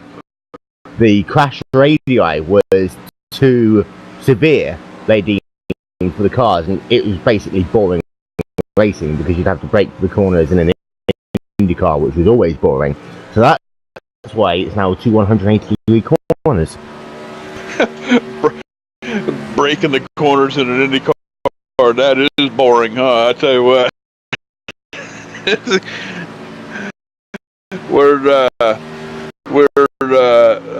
We've got Will Vincent, and of course a lot of chatter in the booth downstairs, but we've got Will Vincent in the car here tonight. He'll be driving in a number 10 machine, so we'll be sure to keep an eye on Will here. So far, qualifying underway here with about a minute and a half or so left.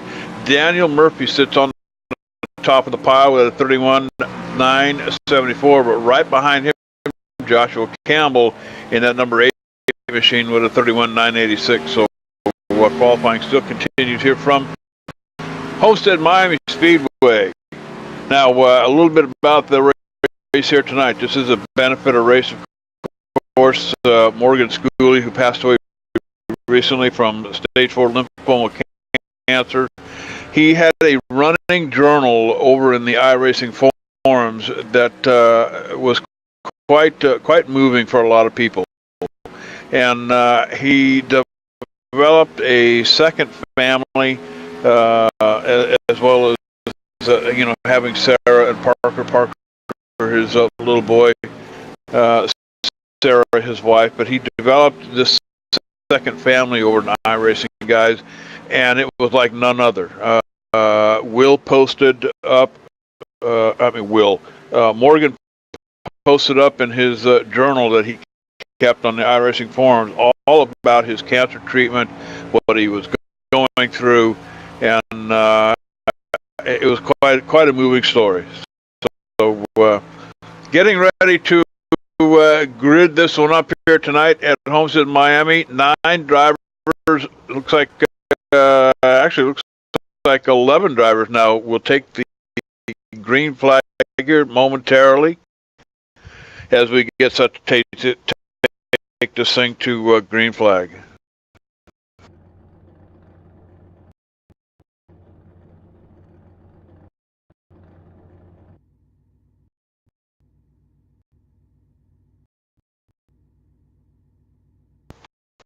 All right, we're going to take it trackside.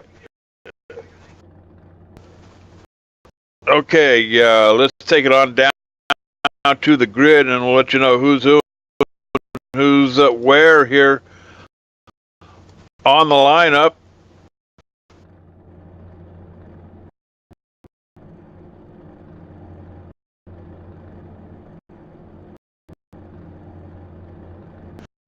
We've got some latecomers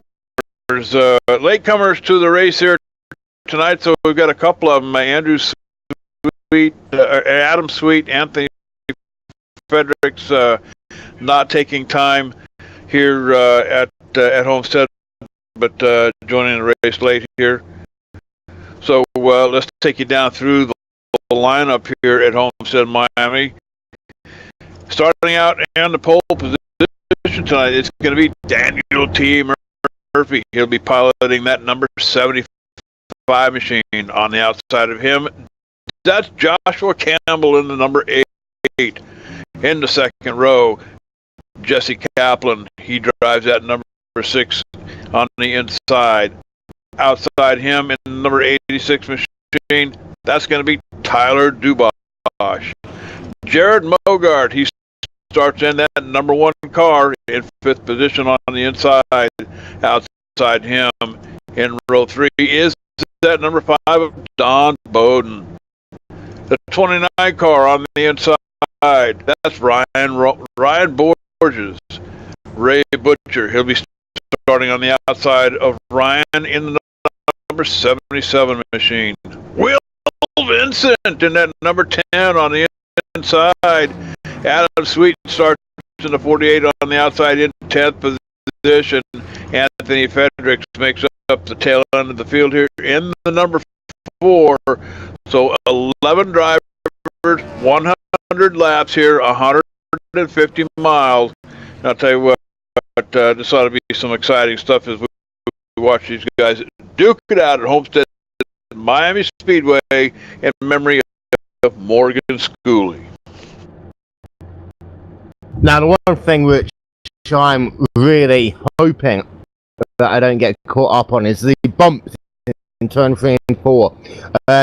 Right in about the 3rd groove, if you hit the bump wrong, you can really just spear the car to the outside line. So that's one thing that all of these drivers are going to have to pay attention to. And also coming out of turn 4 as a whole, it's going to be an interesting race though. First time I've ever commentated a race while we're racing it. You bet. And I'll tell you what, pull that chin strap up tight and saddle up your pony, cowboy. We're getting ready to launch this thing. Pace car heads them out of pit road as these guys start warming up the tires here down the backstretch. As soon as we get into 3 and 4, the pace car is going to be looking at pit road entry there. He'll peel off. Daniel Murphy will pick up that green flag, and we'll get the ball rolling here at Homestead Miami Speedway. This is one of my favorite tracks too. It was one of Morgan's. Morgan spent a lot of time here. He loved this racing service, and like we said at the top of the hour here, it was his second home. You know, the reason why we're here tonight, Morgan Schooley passed away from stage 4 lymphoma cancer. Kept a running journal over in the iRacing forums.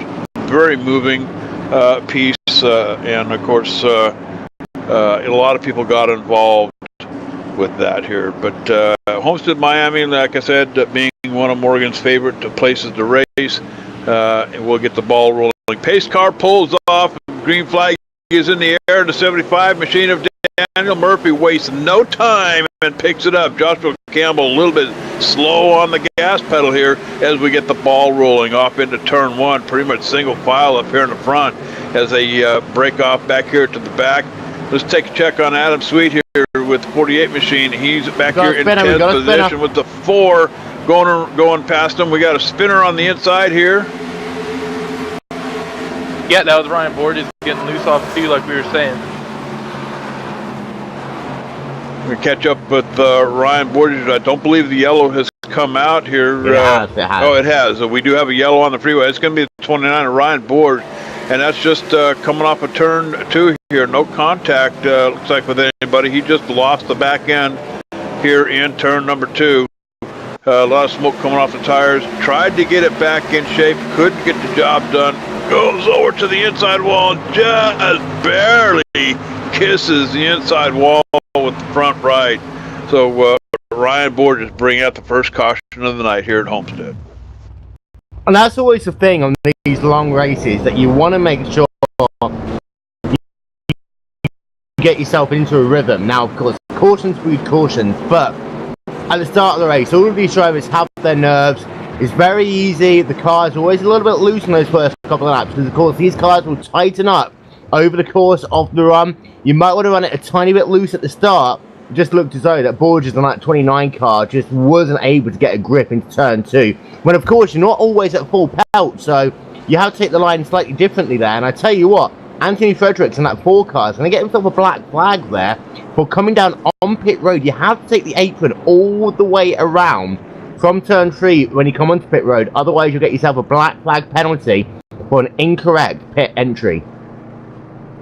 You bet. You have to wait until that green light or that red light flashes green in our pit road entry before you're permitted to come down. So there may be a penalty coming from the number 4 machine. Few takers here on pit road already. Looks like the 48 machine, Adam Sweet, on pit road. It's going to be a 4-tire change for him, perhaps an adjustment on the setup. And of course, the 29 come down as well, pull that sheet metal out from the right front of that machine. It'll be 4 new shoes and a bucket of oats for Ryan Borges as well. So in the meantime, Danny Murphy still occupies the lead up here in that number 75 machine. We are set to go here for 100 laps, 3 laps in the books now, and of course getting our first caution out of the way. Now, one of the things as well, this is the first time that you're going to see on ETV this brand new Ford Mustang B car, recently added to the iRacing service. In the same way that the Gen 6 cars, you've got the choice there now between the Ford Fusion and the Chevrolet. You now got the 2 choices in the B car as well. The only Mustang I ever owned was one that had 4 legs, and I threw a saddle on. So I don't know about this, guys. I'll tell you what, there's still, I mean, it all comes down to choice, I think, in my opinion. You know, a lot of people have always been Chevy guys. A lot of people always say that to be first on race day, you've got to drive a Ford. So, it's going to be interesting to see what happens. Very, very little differences between them. Of course, in the plate tracks is where you see the biggest difference. The rear end of the Ford doesn't line up the front end of the Chevy, and vice versa. So that's the big difference. But on a track like this, pretty much equal. Absolutely, and you know, the draft plays a pretty important part here at Homestead Miami Speedway too, as it does pretty much all of the mile and a half. You're going to get quite a bit of it coming down this backstretch, and it's a big old long straightaway. It breaks off into turn 3 and 4, which is very deceiving because it looks like you can take turn 3 and 4 at a very high speed, but that's not the case. You really have to get off the throttle, stay off the throttle, maintain a little bit of speed, keep your distance from that wall up there, watch it getting back on the throttle, and you know, try to keep from drifting to the outside up there. But this is kind of a tricky track. It's very deceiving. And you have a look at the banking, where my car is right now, 20 degrees of banking up here. You move yourself down, you've got 19 degrees of banking here in the middle lane. Then you come down to the inside, 18 degrees of banking. Now, it doesn't seem as though it's much change, but if you go over the track seams, it's very easy for the car to snap out on you. You've got to stay in one lane pretty much all the way through the corner. Absolutely. Lights are up on the pace car as we get set to go here one more time at Homestead Miami Speedway. This is the Morgan Schooley 150 round number 2 here on the oval track. We've got 11 drivers that are going to duke it out here tonight. And I'll tell you what, they call me the Cowboy, J.D. Webb, up here in the booth. I've got Randall Chenoweth, the organizer of the event, alongside Will Vincent from the cockpit of his car on the track. He's driving that number 10 machine. Of course, Laura Lawson down inside the production trailer pushing the buttons on the canvas for you here tonight. It's awesome looking split screen stuff as we saw that ride along with Will Vincent. Down the backstretch we go. I'll tell you what, these guys are getting these ponies ready to break loose here as we'll go on board with who? All right, we're going to start the race on board with Will Vincent when we pick up the green flag. Let's see how Will starts this thing off. Now, he's got a long ways to go to get up there to the front. The 75 of Daniel Murphy. He'll be picking up the green flag here for the second time tonight at Homestead as these guys get ready to go here tonight. And Randy, quite an event here tonight. Yeah, pretty important event as we're seeing is that pace car is about to make that turn off of turn number 4 down into the front stretch. Field's going to be under control of Daniel T. Murphy. Let's see what he does. Let's see how everyone reacts. And he's going. Green flag is out. Green flag is out. And the number 10 of Will Vincent riding along on the restart here. He's got the 77 machine. That's going to be Ray Butcher on the top side. 3 wide with the 5 up top. The 77 in the middle. The 10 down there. Will Vincent has the run on the bottom here. Gets a little bit squirrely coming off the turn. He stays on the inside down here. Still has the 77 on top on the restart here. Going into turn 3. This is the tricky turn as we want to watch. The 5 car of, I believe that's Ron Bowden, way up top in the marbles up there, Cowboy. I'll tell you what, Will get back on the throttle there, Cowboy. You got a ways to go. Yeah, Will should be no stranger to staying in the throttle. We know he's a pretty good IndyCar driver, but it's going to be interesting to see how he can get through this traffic in this big, heavy stock car. It's probably a pretty good challenge. Let's go up to 5th position, the 6th car. That's Jesse Kaplan up here. Him and the, looks like the one of Jared Mogard were kind of duking it out. Mogard got the best of that one as he moves up one more position. And we got a little battle happening up in front. Looks like Joshua Campbell staring at the back bumper of Tyler Dubois and Daniel Murphy. Murphy coming under attack from the 86 to the 86. That's that brand new Mustang. Gets out of shape, and that will bring the 8 of Joshua Campbell up a position. So now Joshua Campbell staring at the bumper of the 75. Going to try to put something together and get that position away. Looking on the inside in turn 3. Coming off of turn 4 here, it'll be down the front stretch, looking on the outside now for a pass as, Daniel Murphy gets a little out of shape, the 75 machine. Tyler Dubois up on top, 2x2 going into turn 1. Yeah, Joshua Campbell looking to work that outside. We know that the banking is a little bit steeper up there, which means he might be able to carry a little bit more speed down the back straightaway. It looks like the 75 of Daniel Murphy is able to hold him off. And Tyler Dubois giving up the position, the 86 machine back here in that Ford Mustang.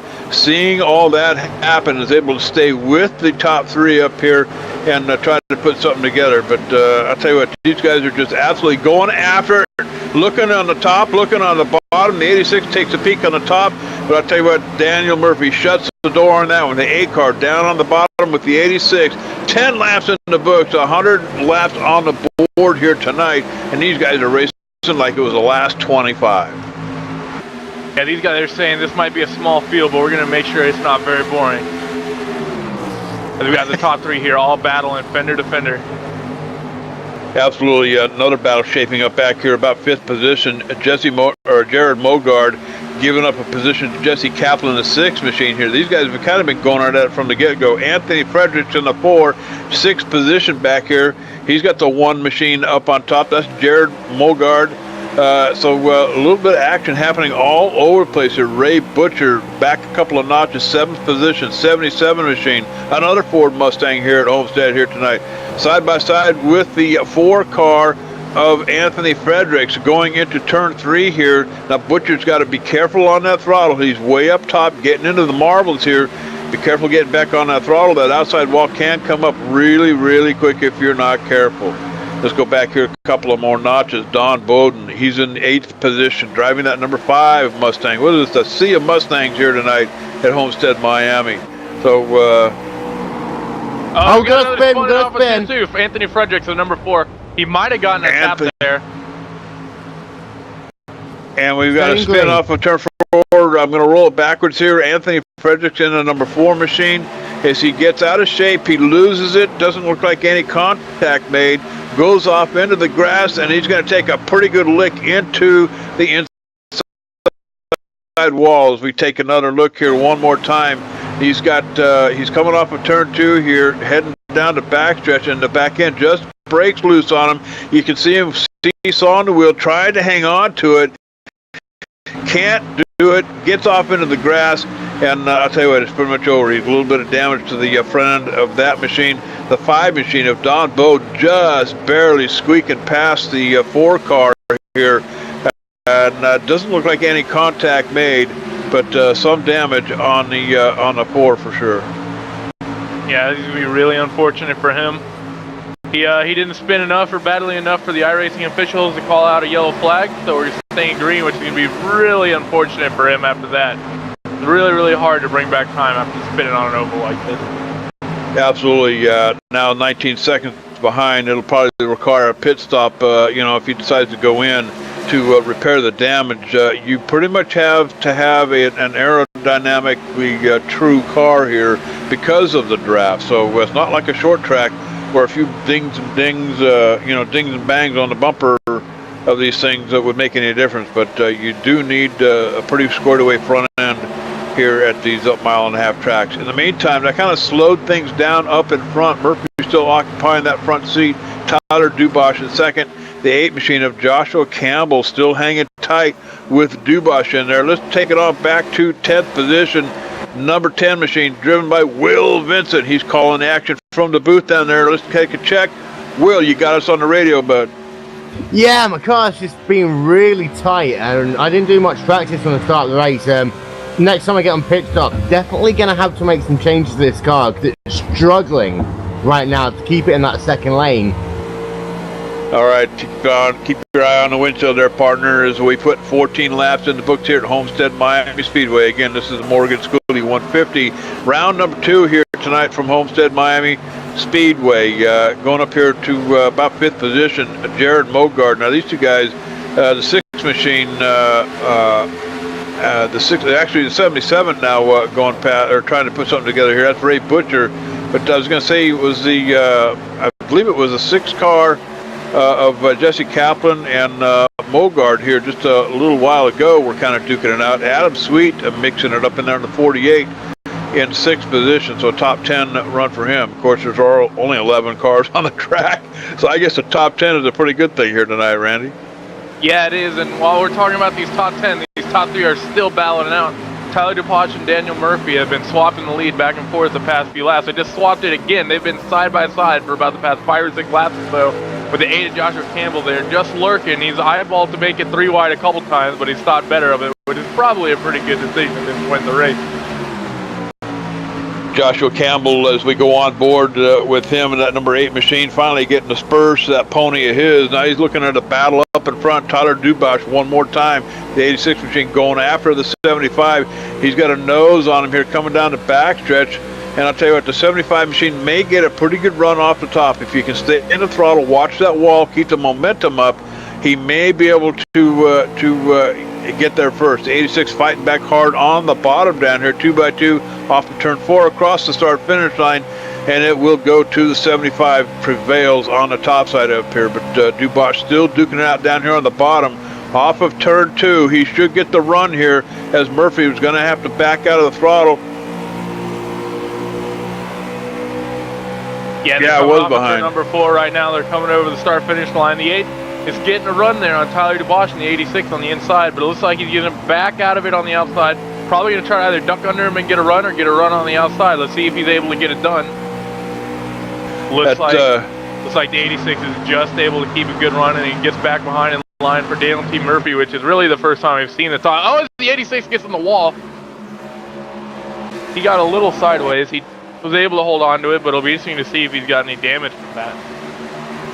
You bet. And sorry about that. I was stuck in a replay mode. I don't sit in the booth very often, so sometimes stuff happens up here. But I'll tell you what, this has turned out to be a pretty good race. And looking at the 86 to check and see if we've got any damage on it. And it looks like it appears there's a little bit of damage on the 86 machine, but it doesn't look like it's enough to slow him down here. He's still putting the pressure on the 75 up here in front. But looking on the inside here, as 75 rides that top line coming off turn. The 86 still on the bottom here, looking to get there first, can't do it. Daniel Murphy prevails on that attempt. So Murphy up on the top here with Dubois on the bottom. Campbell back here, seeing all that happen, probably putting a plan together, if I were to guess. 22 laps in the books here at Homestead Miami Speedway. Again, this is the Morgan Schooley 150. A benefit in memory of Morgan Schooley, who was a very avid sim racer right up until 24 hours prior to his death here just a short time ago. So I'll tell you what, iRacing really stepping up, guys. They have put an official sponsor contingency in the paint shop, as I understand. So thank you to Tony Gardner and his staff for really stepping up to the plate and getting that done. Morgan Schooley moved a lot of people, including the entire iRacing staff here, with his public postings of his the cancer that he had, and going through all the treatments, the doctor visits, the chemotherapy treatments, everything, all of the pain that we felt with him as he undergone all the tests as we go on board with the 75 machine. Yeah, we got the 8 of Joshua Campbell eyeball on the inside of the 75 of Daniel Murphy. Daniel Murphy getting a good run on the outside. So we'll see if Joshua Campbell's able to bring it back on the inside. Tyler Dubois, while we were talking about the new Irish agency, was able to put that prancing pony Ford Mustang. He's out there in front, and he's put a bit of a gap to the second and third place of Murphy and Campbell. Yeah, he is.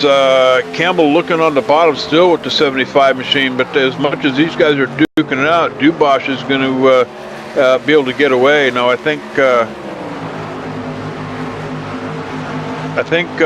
what's happening with Murphy and Campbell back here. I mean, the other thing that happens, you start wearing on the tires here a little bit. We're 25 laps into this thing.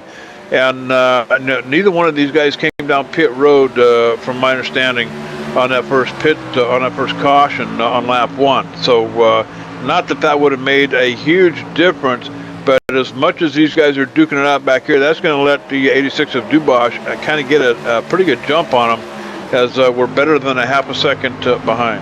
Yeah, we got Jared Mogard in the pick, and he's pulled it out of the race. Not sure what happened. I'll see what happened.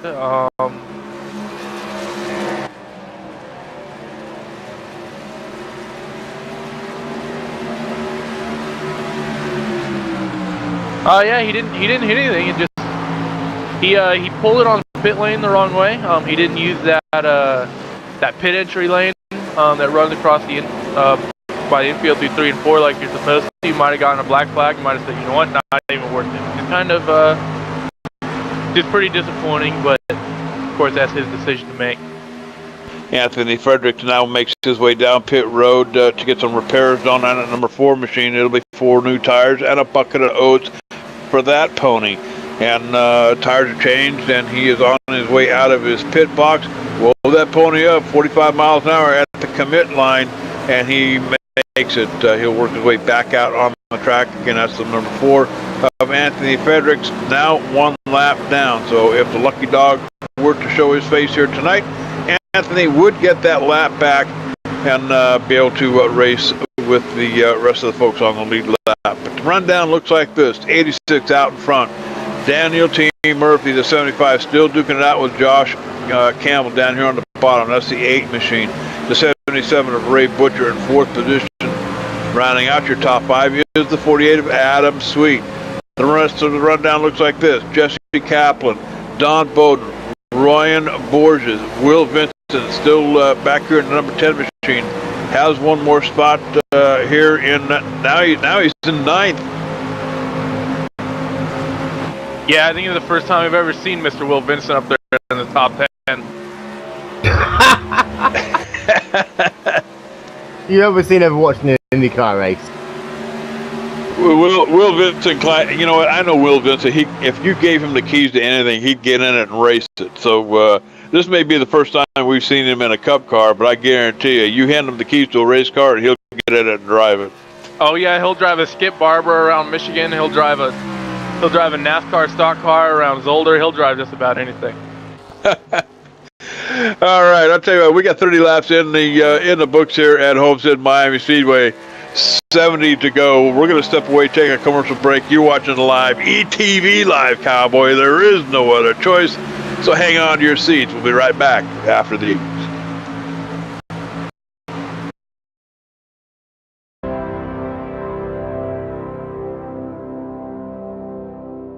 Race fans, it's time for those most famous words in motorsports. Drivers, start your engines!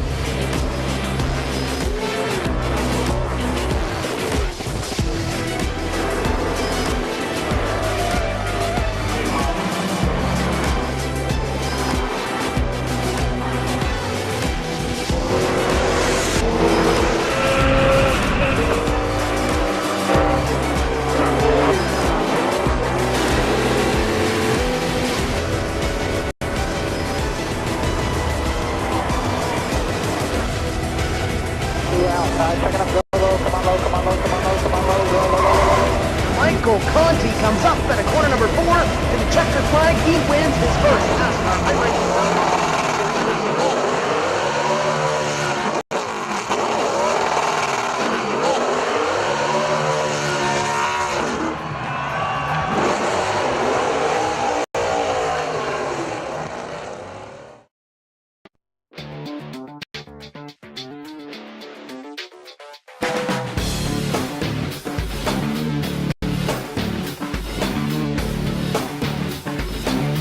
Inside SimRacing.tv, the fastest show on the internet. Sim racing news and reviews since 2007, with new shows every week.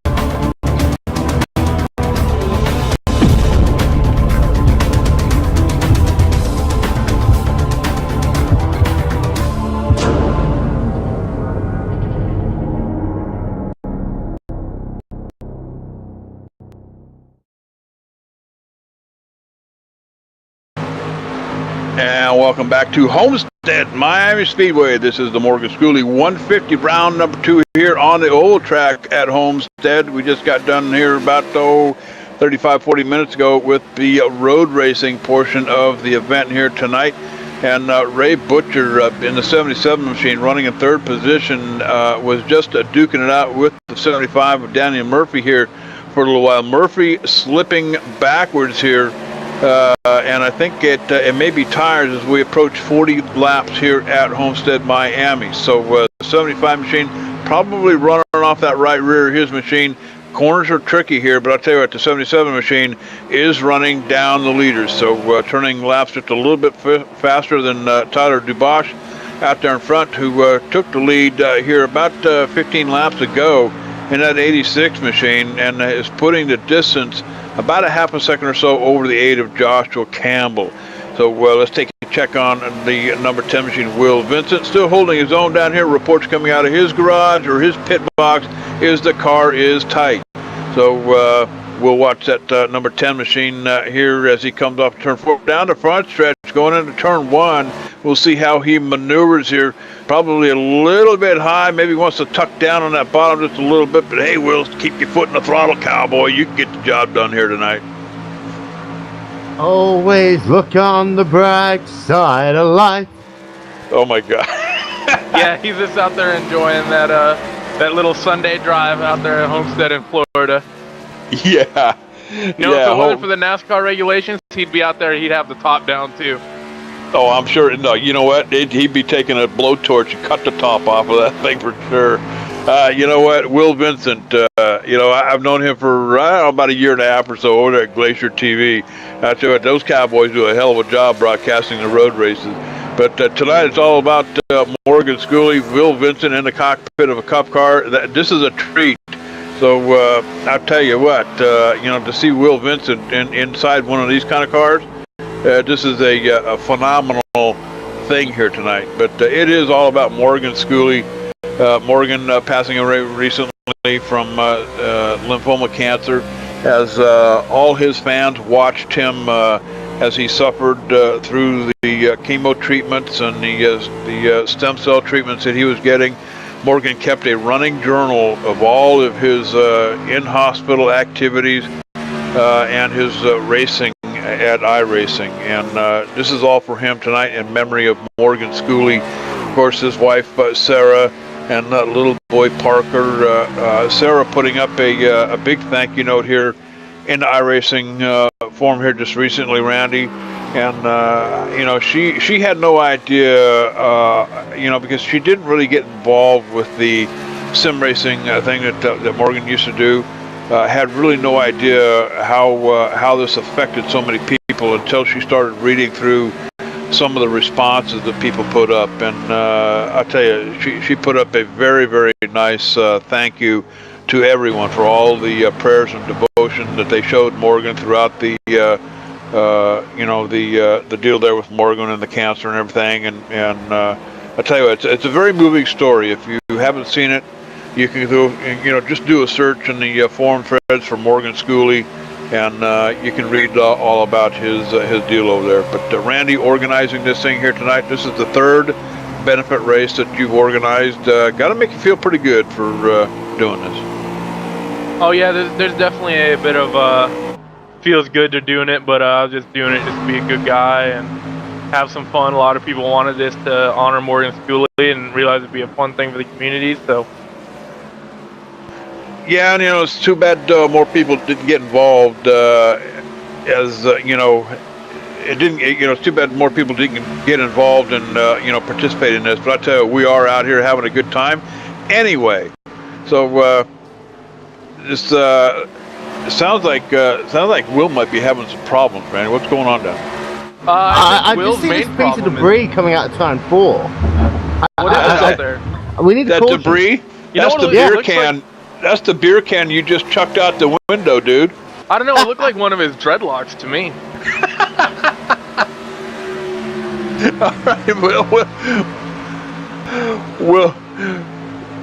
Will Vincent down there in the number 10 machine. I'll tell you what, he's a real trooper. With the way, I wish we could. We need to put a microphone in the back end of the booth back here. Some of the stuff that's going on. But anyway, let's take him down through the field here. Tyler Dubois still out in front by about, let's call it a half a second over Joshua Campbell in that 8 machine. Joshua Campbell, I think he's just kind of riding this thing out. 45 laps in the books. We're almost at the halfway point. Ray Butcher in the number 77 machine on his way down pit road. Ray crosses the line at 45 miles an hour. He'll go into his pit box. And after 45 laps, it will be 4 new shoes and a bucket of oats for that pony of his. Jesse Kaplan is in 5th position. He rides that number 6 machine here tonight at Homestead, Miami. And Ryan Barges in 8th position. back here in the 29 machine on his way down pit road as well. So green flag pit stops underway here at Homestead Miami Speedway. Yep, as expected, 100-lap race. You can make it to about the halfway point on fuel, and at that point you're going to want to pit, and hopefully we might see a little bit of fuel saving. Maybe if we get a caution, people can make it. I'm not exactly sure what the fuel mileage is on this car. So. Got plenty of fuel. We got report is from the 10 car. We've got plenty of fuel as we get an onboard with the 10 machine here at Homestead Miami Speedway. Pit stops are underway here. The 75 of Daniel Murphy making his way into pit road as he almost loses it at pit road entry there. The 75 machine's got to wove that pony up. Back end almost coming around. Daniel Murphy started out here tonight on the pole, has drifted backwards. Looked like he might have been having a little bit of tire problems there about 20 laps ago as he started drifting backwards, but we'll see what happens after this pit stop. It'll be 4 new shoes and a bucket of oats for his ride here. Go ahead. The 77 Ray Butcher is down in the pit lane again. He might have missed his box, or he might have got caught speeding. He's in his box right now, and he's taking tires. I'm not really sure what happened. I'm going to back it up here and take a check. We'll back it up all the way to him coming down pit road. We pick him up. He's made the transition. He's on the apron down here as he approaches pit road, almost gets sideways as we stop it right here at the commit cone. It's 45 miles an hour. So we'll fast forward here, watch him as he goes into his pit box, make the pit stop here, and checking the speed at the line. He may have, I think he was speeding down pit road, guys. I'm looking at 46 miles an hour at the commit line. Yeah, he's going to be kicking himself if that's what happened. Normally there is a little bit of as he loses it off a turn 4 right now. 77 car almost around into the outside wall off a turn 4. That's Ray Butcher, who looked like he might have been the car to beat tonight. Ray Butcher in big trouble here at Homestead Miami Speedway as he parks it on the apron off of turn 4. Yeah, looks like we may have been able to escape that without a caution, but I think the big news is on this. Will Vincent up into the top 5. That does put Will Vincent up in top 5 with pit stops underway here. And it looks like Ray Butcher, the 77, on the hauler and headed to the barn, guys. Yeah, he's definitely going to be kicking himself after that. First mistake on pit road and then the spin. Definitely not the way you want a top 3 run to end. No.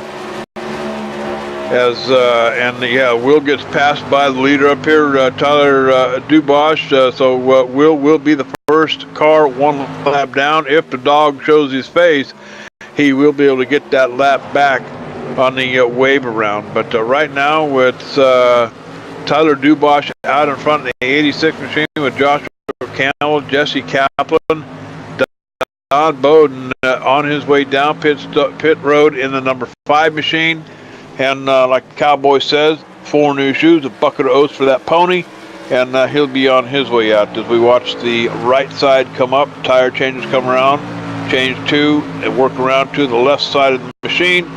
The car goes up, 2 more tires go on, fill that baby up with gas, and let her down, and away we will go here in just a minute. Looks like he might be getting a little bit of damage repair there as well, guys.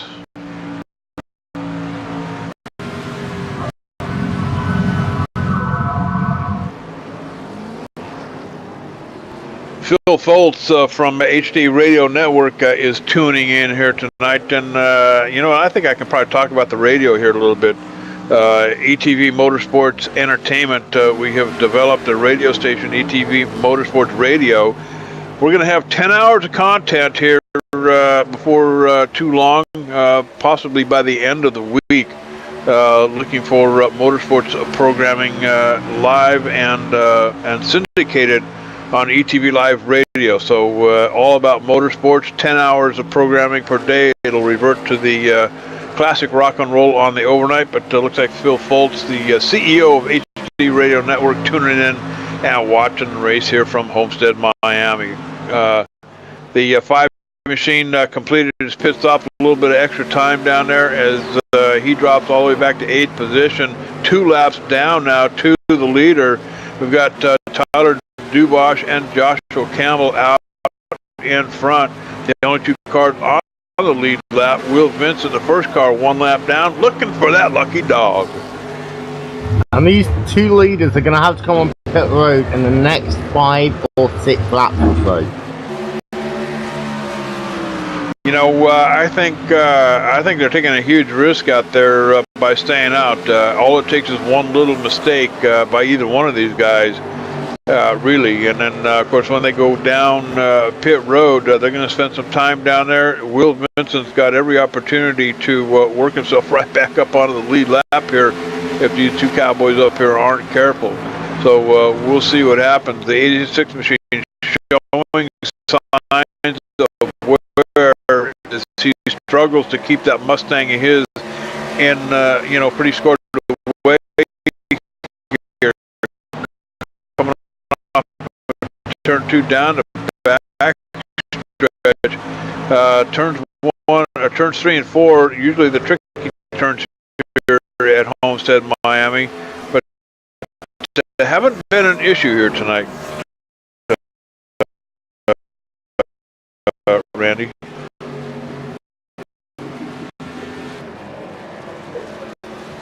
They haven't been. All right. Somebody unplugged Randy's mic. Can they plug it back in, please? Did I mute my microphone? I tell you what, though, we talked about turn 3 and 4 all the way through the start of this broadcast. We've had 1 car losing it in turn 4. We've had 1 car losing it in turn 2. Apart from that, it's been very clean racing. Yeah, very clean, and the leaders have been making it exciting as well. So. Yeah, I tell you what. Even though this is a pretty much an 11-horse race here tonight, it's had an exciting moments. And right now, we're keeping an eye on our 2 leaders up here. They should be coming down pit road. Tyler Dubois and Joshua Campbell, 59 laps in the books here at Homestead, Miami, 100 laps on the board. So we're on the downhill side of things here already. But I'll tell you what, the 8 car back here, he's looking at the bumper of Ryan Borg in 6th position.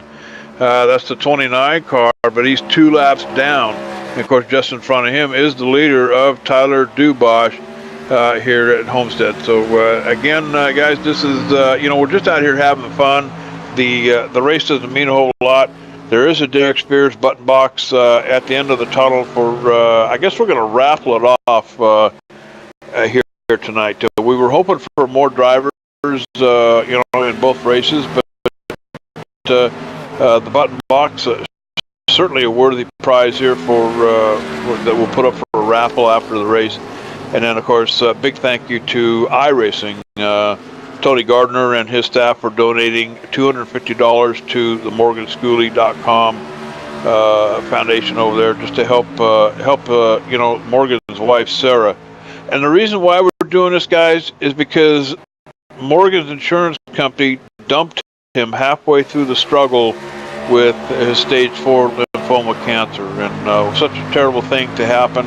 It left Sarah and Parker without any kind of an income whatsoever, and had to rely on family and donations, and of course the sim racing community coming together like none other to help the family out. And I'll tell you what, a good thing here. The 5 machine of Don Bowden just took a lick off the wall here off turn 2.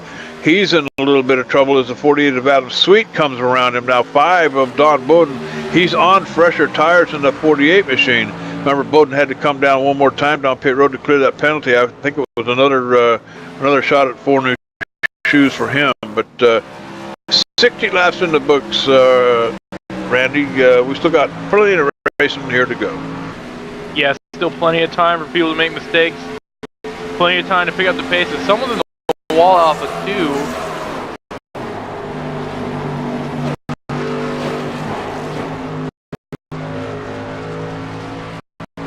and we're hearing we've got Jesse Kaplan in the pits for a couple of minutes here. It looks like maybe some severe damage on that machine as he gets it all squared away.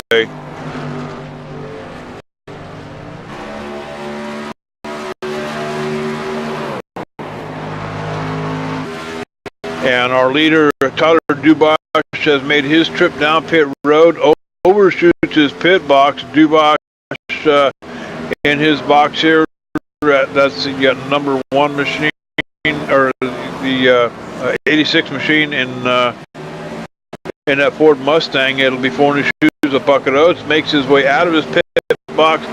Watch that pit road speed as he makes it out, back down onto the apron here. And we'll see where we are here. The 48 machine of Adam Sweet moves into 2nd position. That'll bring Joshua Campbell up into 3rd with Murphy in 4th. So we'll see how it all shakes out here as the leaders get their pit stops completed. Yeah, well, that's be real interesting to see what happens here when the pit stops are done. Will Vincent still out on the track. However, Don Bowden has passed him for that lucky dog position. So Don Bowden now occupies that first position there in that number 5 car. Will Vincent will have to get around him if the yellow were to come out to get that lucky dog. Will Vincent now running in 7th position. Jesse Kaplan still on pit road in that number 6 machine. Had to have had some major breakdown with the 6 car here tonight as he goes down 9 laps here at Homestead Miami Speedway. So looks like pit crew is still working on that machine of his on pit road. In the meantime, Adam Sweet picks up the lead in that 48 machine. So score a few bonus points for him. Joshua Campbell in the 8 machine now occupies the 2nd seat. Tyler Dubois working hard to try to get back up there in front. Yeah, Adam Sweet inherited the lead. I think he just was a bit better on pit road. I think he probably got better on and off of it. As we got Tyler Dubois a little loose off of turn 4 there. Yeah, I believe that was the A car of Joshua Campbell right behind him here, almost making contact with the 86. The 86 moves up to the high side. The 8 looking on the bottom here for a pass. 66 laps in the books here. The 8 giving us 86 machine a run for his money down the backstretch. Looks like the 86 will prevail into turn 3. So a little bit of a wiggle coming off that 86 machine, probably due to cold tires. Remember, just completed a pit stop here not too long ago, and it takes a few laps to get the tires up to grip temps. So the 86 machine working down the front stretch, now chasing down Adam Sweet in that 48 car out in front. So this may be this is a pretty good horse race happening here tonight, guys. Yeah, it is. Adam's sorry. And Will Vincent, word coming from Will Vincent's pit box down there that he needs Starbucks. I didn't know that they had Starbucks all the way over there. Yeah.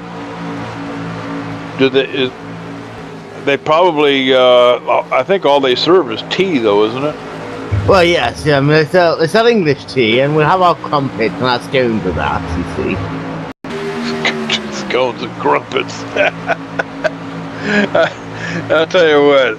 You know, you got to go. We got to get Will on our radio show. I've been trying to do that, but of course, our radio show is at 9 o'clock at night, and that's like 2 o'clock in the morning for him.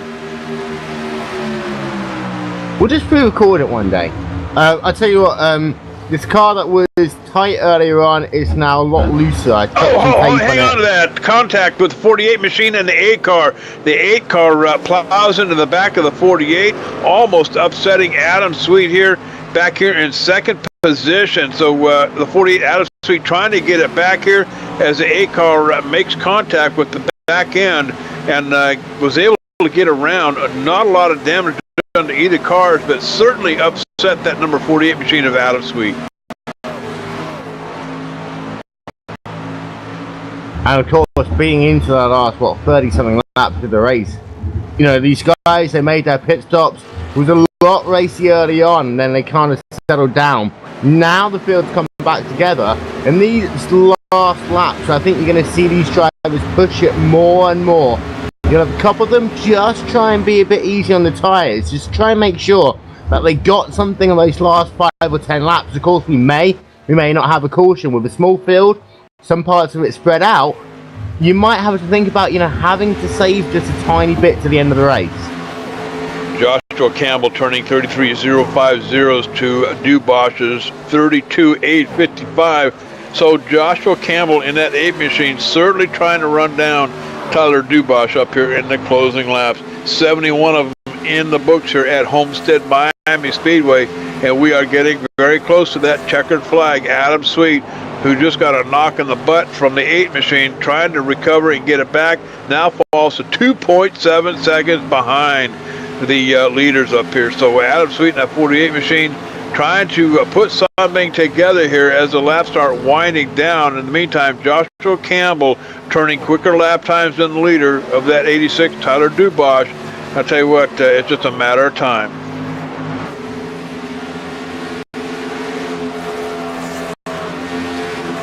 Randy struggling back here in the back, looking for the card table that had the buffet set up on it, but Cowboy, I think it's all gone. I've seen the janitors come here and wrap it all up and stuff it back in the boxes and go downstairs with it. Did they leave that portion of wings I asked for? Oh no, it's all gone because of me, and I'm not feeling too well because of it. So I'm kind of not talking too much. But I've been paying attention. Yeah, that tap from the 8 was looked a little on the dirty side. Those when he bumped Adam Sweet out of the way there. So. Those little white paper bags hanging off the handrail as you work your way down the stairs to the men's room. You know what those are for, right? Well, they were lunch, weren't they? All right, we're getting deep now. I'll tell you what, Morgan Schooley would have loved this stuff. I had the opportunity to talk to him on the phone about 4 or 5 different times. And, you know, I caught him during bad times, and we did have some good times. And I'll tell you, Morgan Schooley would have loved this stuff. He was a lot of fun to talk to, really had a bright outlook on life, even through all of the struggles, the battle he faced with lymphoma cancer. There was absolutely no quit in that young man whatsoever. And I'll tell you, we could all hope to be just like him. You call, you know, there's a lot of heroes out there, and I think we use the term very loosely, you know, when we do use it. But Morgan Schooley, certainly a hero for a lot of people in the iRacing community, and that's why we're here tonight. Just have some fun. Morgan would have loved this stuff, all the cutting up here in the booth. This was his game, and he spent a lot of time at Homestead Miami Speedway, one of his favorite tracks on the circuit here. 75 laps in the books, 24 more to go as we get across the start-finish line. Tyler Dubosch out in front in that number 86 machine. Joshua Campbell doing what he's got to do to run him down, but I'll tell you what, he's not doing it very quickly. Time is running out.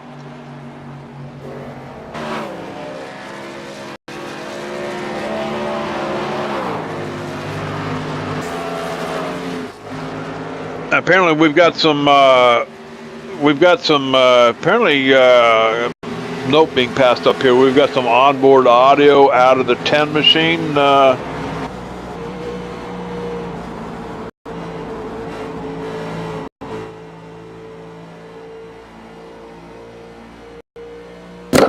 Somebody's I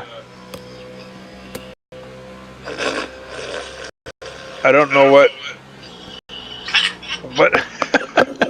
Jesus. You know, you never know what happens up here in the booth at ETVLive, but I'll tell you what, we do have some fun broadcasting these races. The number 10 machine, Will Vincent, we stuck a microphone down inside the cockpit of his car. Now, for many of you, this is a real treat. Gus spin out of turn number 4. And we do have a spin-off of turn number 4 as Will Vincent comes around and picks it up. And it's going to be the number 6 of Jesse Kaplan going around. We'll back it up here to see a little bit. It's like the back end just comes around on him here again. And this is turns 3 and 4. gets out of shape a little bit, goes on around into the inside wall with a hard lick, and is going to come to a lot of damage on that 6 machine as we watch the replay as Will Vincent manages to squeak by on that, looking up the left side of that window, sees that number 6 machine go off into the inside wall here. Real hard lick, a lot of damage to the right side of that machine, guys. Yeah, definitely. That's real unfortunate.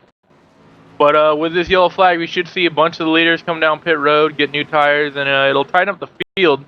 It'll be interesting to see what the 48 does in reaction to the 8 after he gave him a good bumper run a few laps ago. Joshua Campbell was certainly running down the 86 here, like I say, just a few laps ago. So this may be what Joshua Campbell was looking for. Campbell was turning about tenth and a half, quicker lap times than Dubois.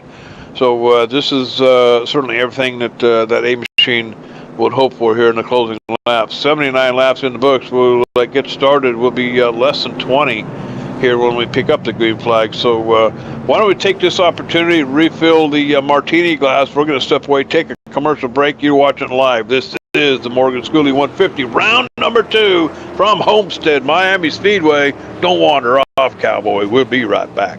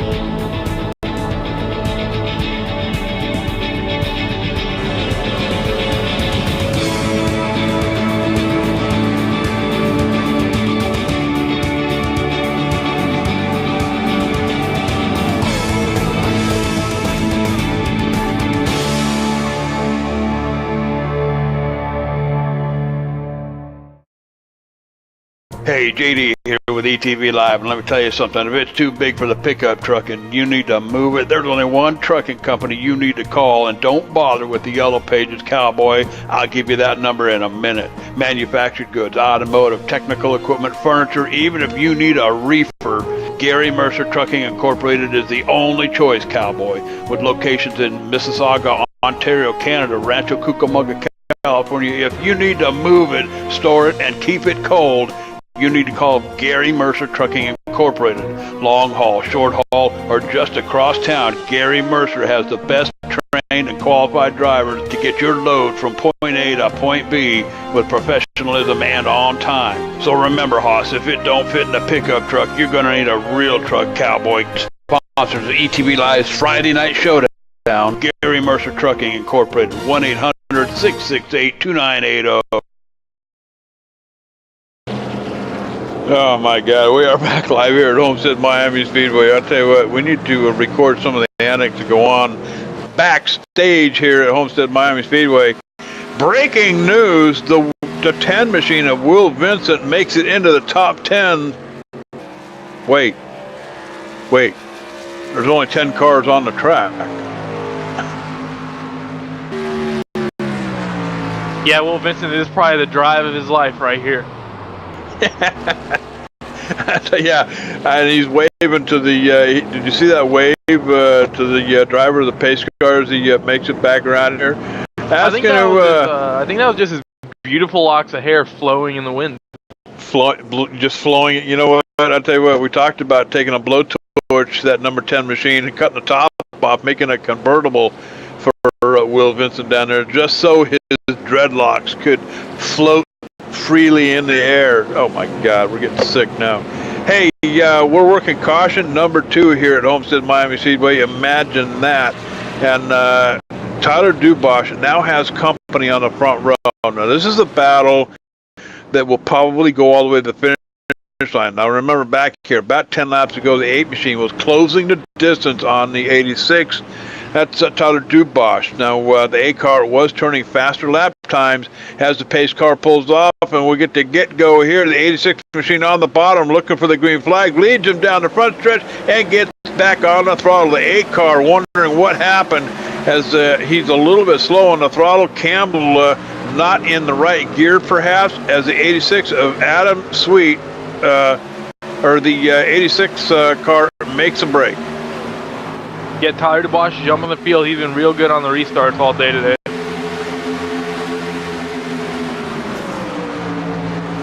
'86 car of Tyler Dubois making a mad dash to the front up here. Adam Sweet.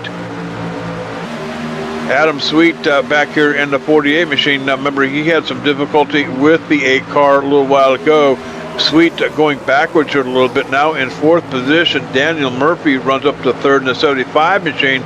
Joshua Campbell in that 8 machine is really closing in fast on the 86. That's a battle that we're going to be looking for here as we close the get closer to that checkered flag here. He gets a good run into turn 3, and of course this is the one we've talked about, turn 4. Be careful coming off. You don't want to get in the throttle too soon. It will throw you right up into that outside wall. Tyler Dubois, on the other hand, looks like he's hitting his marks perfectly. A little bit of a wiggle out of that front end on that Mustang into turn 2. Coming off, going down the backstretch here, gets a huge run off the 8 here as these guys continue to duke it out here at Homestead Miami Speedway.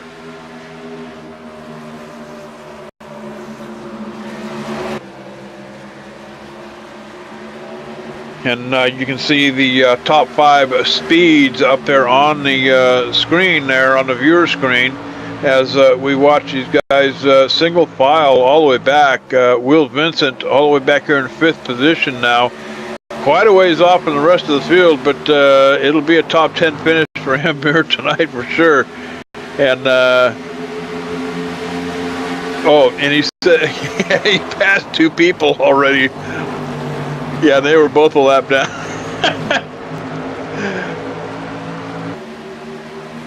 Yeah, we'll go to the blimp cam and just show everybody how far back. And we got a pass to the lead up here in front. Stand by on the blimp. The 86 on top, the 8 looking on the bottom here through turn 2. The 8 has the power, stays in the throttle coming off the turn, off turn 2, down the backstretch. It will be the 8 machine who prevails. Tyler Dubois to the back here by 1 notch. So this will be a 2-car shootout to the end here. 87 laps in the books. And in the 3rd position car, Daniel Murphy, watching all that happen. Murphy starting on the pole here at Homestead Miami Speedway. Can't do anything about it as the leaders start putting the distance on the 75.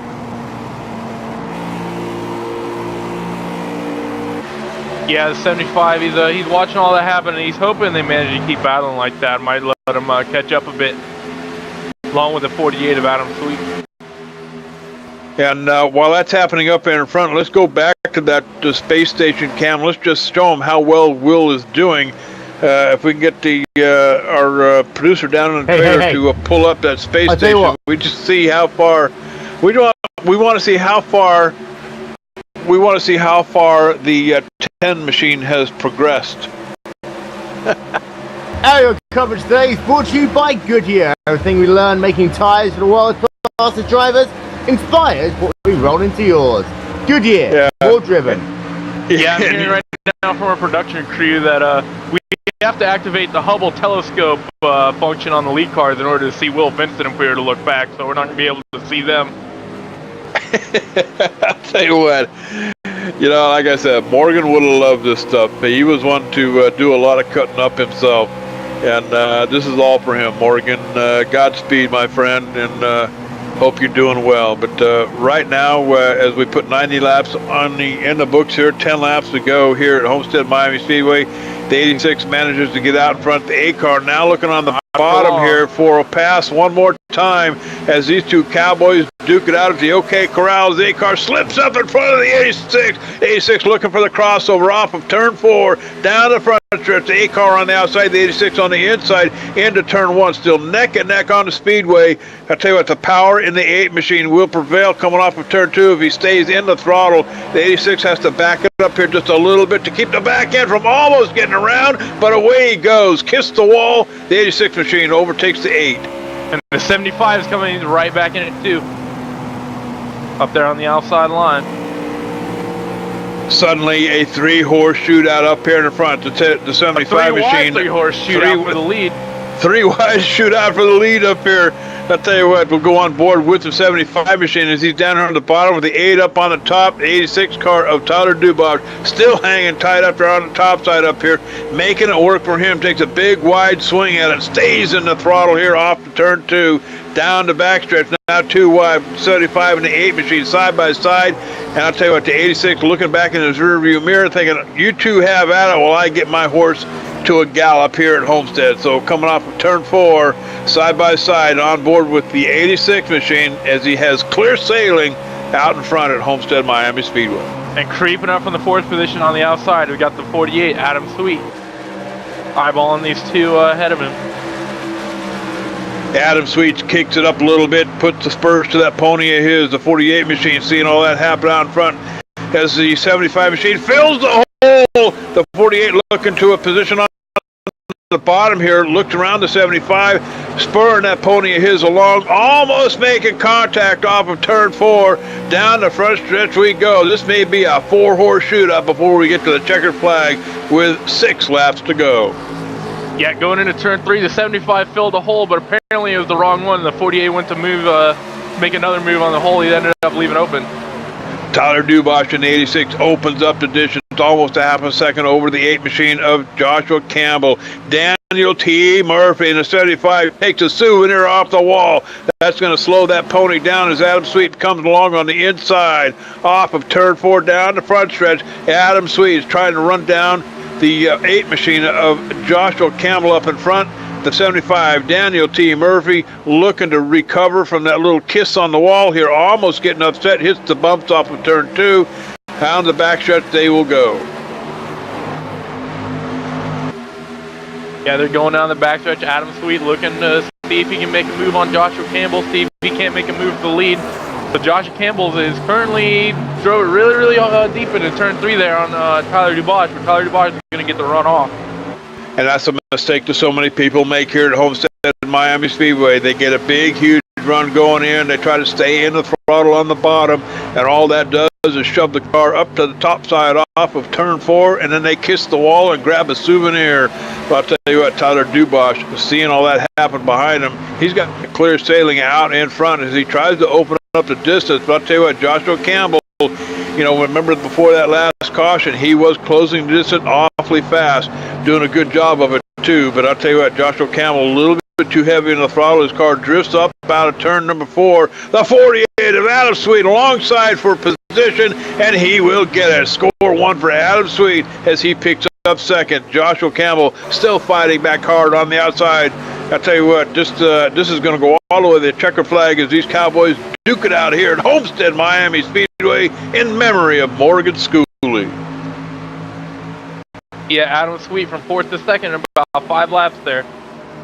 Some fantastic driving. Outstanding driving. Oh, the A-car gives Adam Sweet another bounce in the butt here off of turn 4. That's going to set the A-car back here just a couple of notches here. He had to jump off the throttle. Adam Sweet up here hanging on to a second place position as the closing laps come around. Next time by 2 laps to go here at Homestead Miami Speedway. So I tell you what, Tyler Dubois is not looking back. He's got that 86 machine in 4th gear and putting a hammer down to that pony. Joshua Campbell in the 8 machine looking to try to recover the position from Adam Sweet, the 48 out in front. Murphy can't do anything with these Cowboys as he looks on the inside and for as they come around. It'll be one lap to go. Next time by, the white flag comes out, and it is over, Cowboy. The next flag, whatever happens, will end the race here at Homestead Miami Speedway. Yeah, DA's trying to get a run on the inside of Adam Sweet there, but he's just not able to get it done. Didn't get the run he needed. 75 machine back here sitting in fourth position. That's Daniel Murphy. Can't do anything with these guys up in front. The A-car swings up high. The 75 looking on the inside. Possible position here. Tyler Dubois crosses the start-finish line. Picks up the white flag here at Homestead. I'll tell you what, this is it. This is for the all the glory here right now at this track. Daniel Murphy down here on the bottom with a position over the 8 machine on the inside. The 8's going to give it up. Give that position, third place, to Daniel Murphy. Slides up in front of the 8 machine. But right now, out in front, the 86 machine, Tyler Dubois. He'll clear turns 3 and 4 here for the very last time at Homestead Miami Speedway. He's got the checkered flag in view. Adam Sweet in second position back here, as Tyler Dubois wins at Homestead Miami Speedway. Adam Sweet with a solid second place finish and a hard fought battle. Daniel Murphy starting out on the pole here tonight picks up third place. Joshua Campbell in the 8 machine, he will finish in fourth. Will Vincent still struggling down here on the track as he comes through turns 3 and 4. He'll come in with a top 5 finish here at Homestead Miami. I think that's the best finish of Will's iRacing career, isn't it? Is it? I tell you what, it was a real treat. It was a real treat to see Will Vincent inside the cockpit of a Cup car. I mean, if nothing else. Oh, yeah, what a night of racing! Normally, when we say Will Vincent's driving the Cup car, he's driving the MX5. It looks like he's going to go out and ruin Tyler Dubois' donuts right now. I'll tell you what, Tyler Dubois trying to burn some rubber off what was left of the tires here, now going backwards here at Homestead at Miami Speedway in celebration of picking up the win here. And again, this was for Morgan Schooley. Morgan would have loved this stuff. And, this goes down in the history books for Morgan Schooley. This is the third benefit race that we've been able to be involved in. ETVLive and Glacier TV. Will Vincent along for the ride in the first race, calling the action here from the road track. And, of course, the Cowboy, they call me J.D. Webb. I'm up here with Will and Randy and a whole house full, just having some fun here. And, again, Morgan would have loved this stuff for sure, Randy. Oh, for sure. We got the winner of the race, Tyler Dubois, out there doing a Polish victory lap, as made famous by one Alan Kulwicki of NASCAR fame. I'm sure anyone who watched NASCAR probably 20, 30 years ago will know that name and will know this bit of tradition. So, you bet. And donations are still coming in for Morgan Schooley's family. And again, the reason why the donations is because several months back, when Morgan was still alive, after the diagnosis of the stage 4 lymphoma cancer, undergoing in the middle of chemotherapy treatments, his insurance company dropped him, and they pretty much didn't have any income. The family had to move closer to the hospital down in Houston, Texas, where Morgan was, getting all his treatments. And so this is all for him. Donations can still be made by just simply going to morganschooley.com and, giving however much it takes. Sarah is left with huge, just massively huge hospital bills after Morgan's death here not too long ago. And as I understand it, they're moving back home. She's got to start a whole new life for her and Parker, and can certainly use the funds to help them out. So if you can, any amount helps. I mean, if it's $1 to $10 to $1,000, at morganschooley.com for sure. So Morgan, here's to you, my friend. Yep, cheers to you, Morgan. Cheers to Sarah and Parker and the rest of Morgan's family and friends. And we'll see if we'll have any takers up here in the booth. Tyler Dubois picking up the checker flag here tonight in the 100-lap B-car oval race. Adam Sweet finishing second. Daniel Murphy, who started out on the pole, put up a pretty good fight and an impressive show. A lot of these guys, I think, Randy, are road racing drivers, are they not? A couple of them are, I think. I don't really recognize any of the names, but I know that we had some oval racers in the last race. It wouldn't surprise me. You know, all walks of life. Even Will Vincent crawls out of the booth from Glacier TV over there and gets in the cockpit of a Cup car here at Homestead Miami Speedway. And I'll tell you what, if nothing else, that would have been a sight to see anyway. So we're glad that everybody was able to tune in and watch. We're going to go ahead and step away, take a commercial break, and we'll come back with a brief post-race show, and hopefully we'll be able to talk to Tyler, Adam, and Daniel. So sit tight, Cowboy. Don't wander off. Like the Cowboy says, we'll be right back.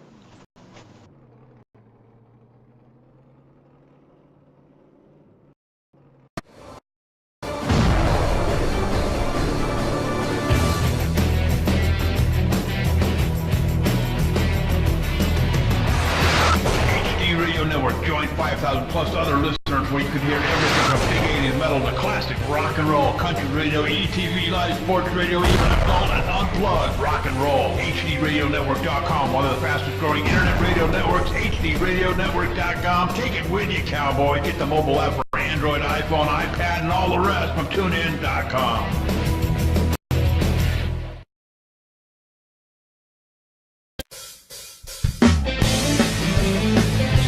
If you're a serious online racing enthusiast, you need Derek Spear Design, maker of high-quality, custom-built, and 50 caliber strong simulation racing products like button boxes, shifter pedals, component parts, and more. The advantage a championship sim racing driver needs. Rated 10 out of 10 by Inside Sim Racing TV. Check out his line of top-shelf sim racing products, reasonably priced at DerekSpearDesigns.com, and buckle in for a no-nonsense ride. DerekSpearDesigns.com today, cowboy.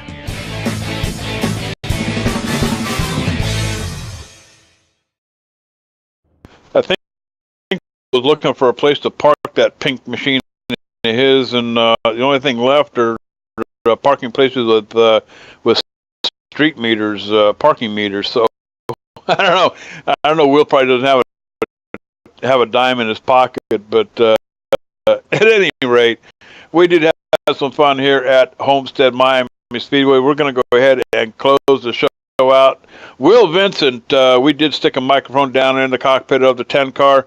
My friend, this was for a benefit for Morgan Schooley, a very good friend of both Glacier TV, ETVLive, and all the folks in iRacing, and certainly glad we could, be a part of this, Will.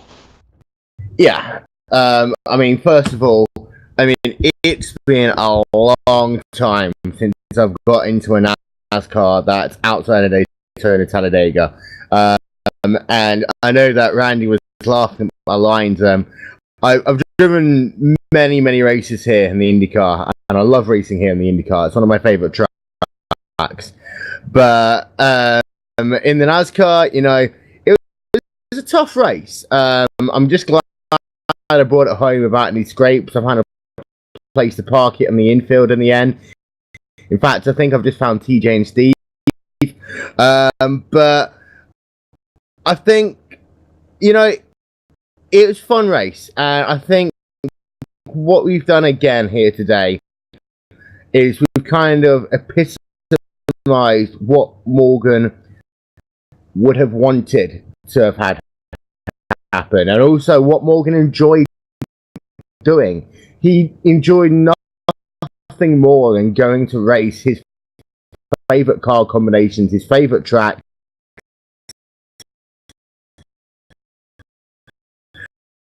and have fun with guys. We've seen today, it's been clean racing. Yeah, we had a little bit of pushing and shoving in the overall race, but hey, that's NASCAR. We didn't have anyone ripping on their microphone. We didn't have this, that, or the other. It was just pure good racing. And, you know, there are always times when people on iRacing say, oh, we're just a bunch of animals, we'll flip out at each other at any given moment. But then we have days and we have opportunities and drivers like this, and I think it's great. Yeah, absolutely. Yeah. And, you know, it was a lot of fun tonight. And like you said, Will, you know, Morgan would have enjoyed this immensely. Even if he wasn't inside the cockpit of a car, he would have been up in a recliner in the booth watching this all happen. Yeah, he enjoyed he enjoyed it no matter what. But we want to thank Tyler Dubois, Adam Sweet, Daniel Murphy, Joshua Campbell, Will Vincent, Ryan Borges put up a good fight, Don Bowden, Jesse Kaplan in the number 6 machine here tonight, Anthony Fredericks, Ray Butcher, who and Randy. Final thoughts, my friend. You know, Morgan Schooley lives on, and a lot of us will always remember him. iRacing will always remember him by the I don't want to call it a sticker. I believe it's called a contingency that they have included that you can put on your car in the iRacing service.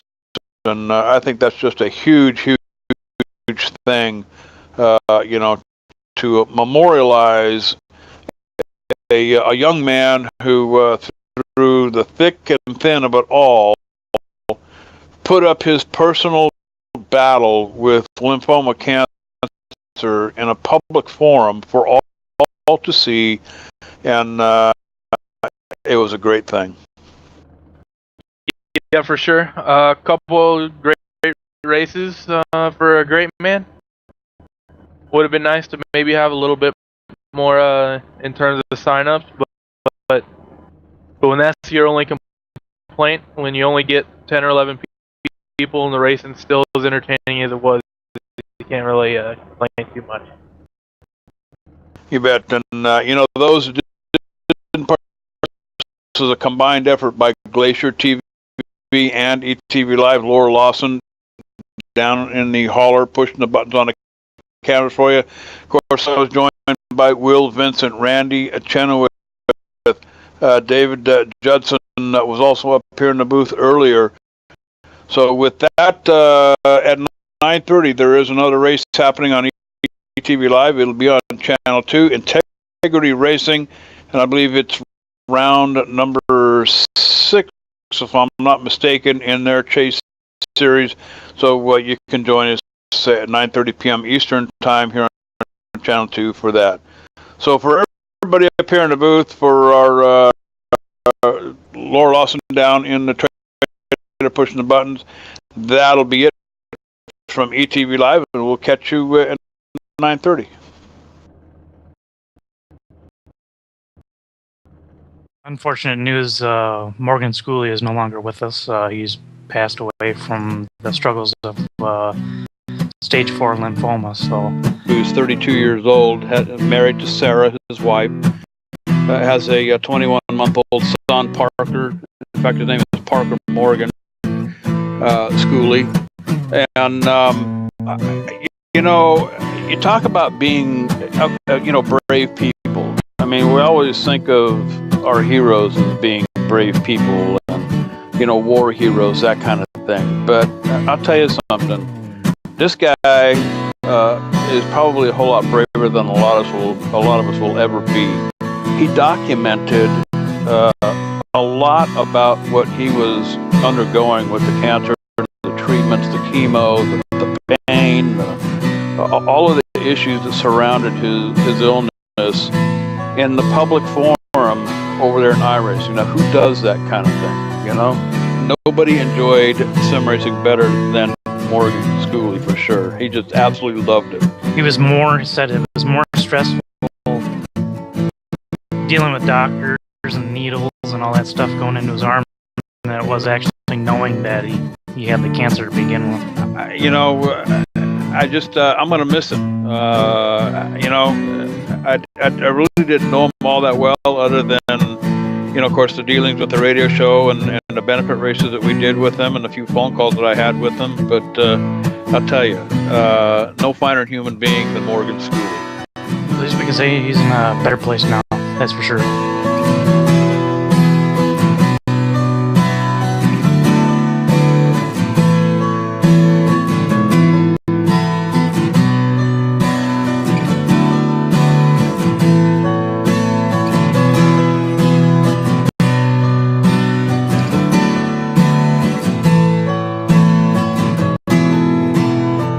A lot braver person than, you know, I could ever hope to be, and I think the rest of us could only hope to be like him. Thank you, Morgan, for being with us as long as you were. God bless and Godspeed.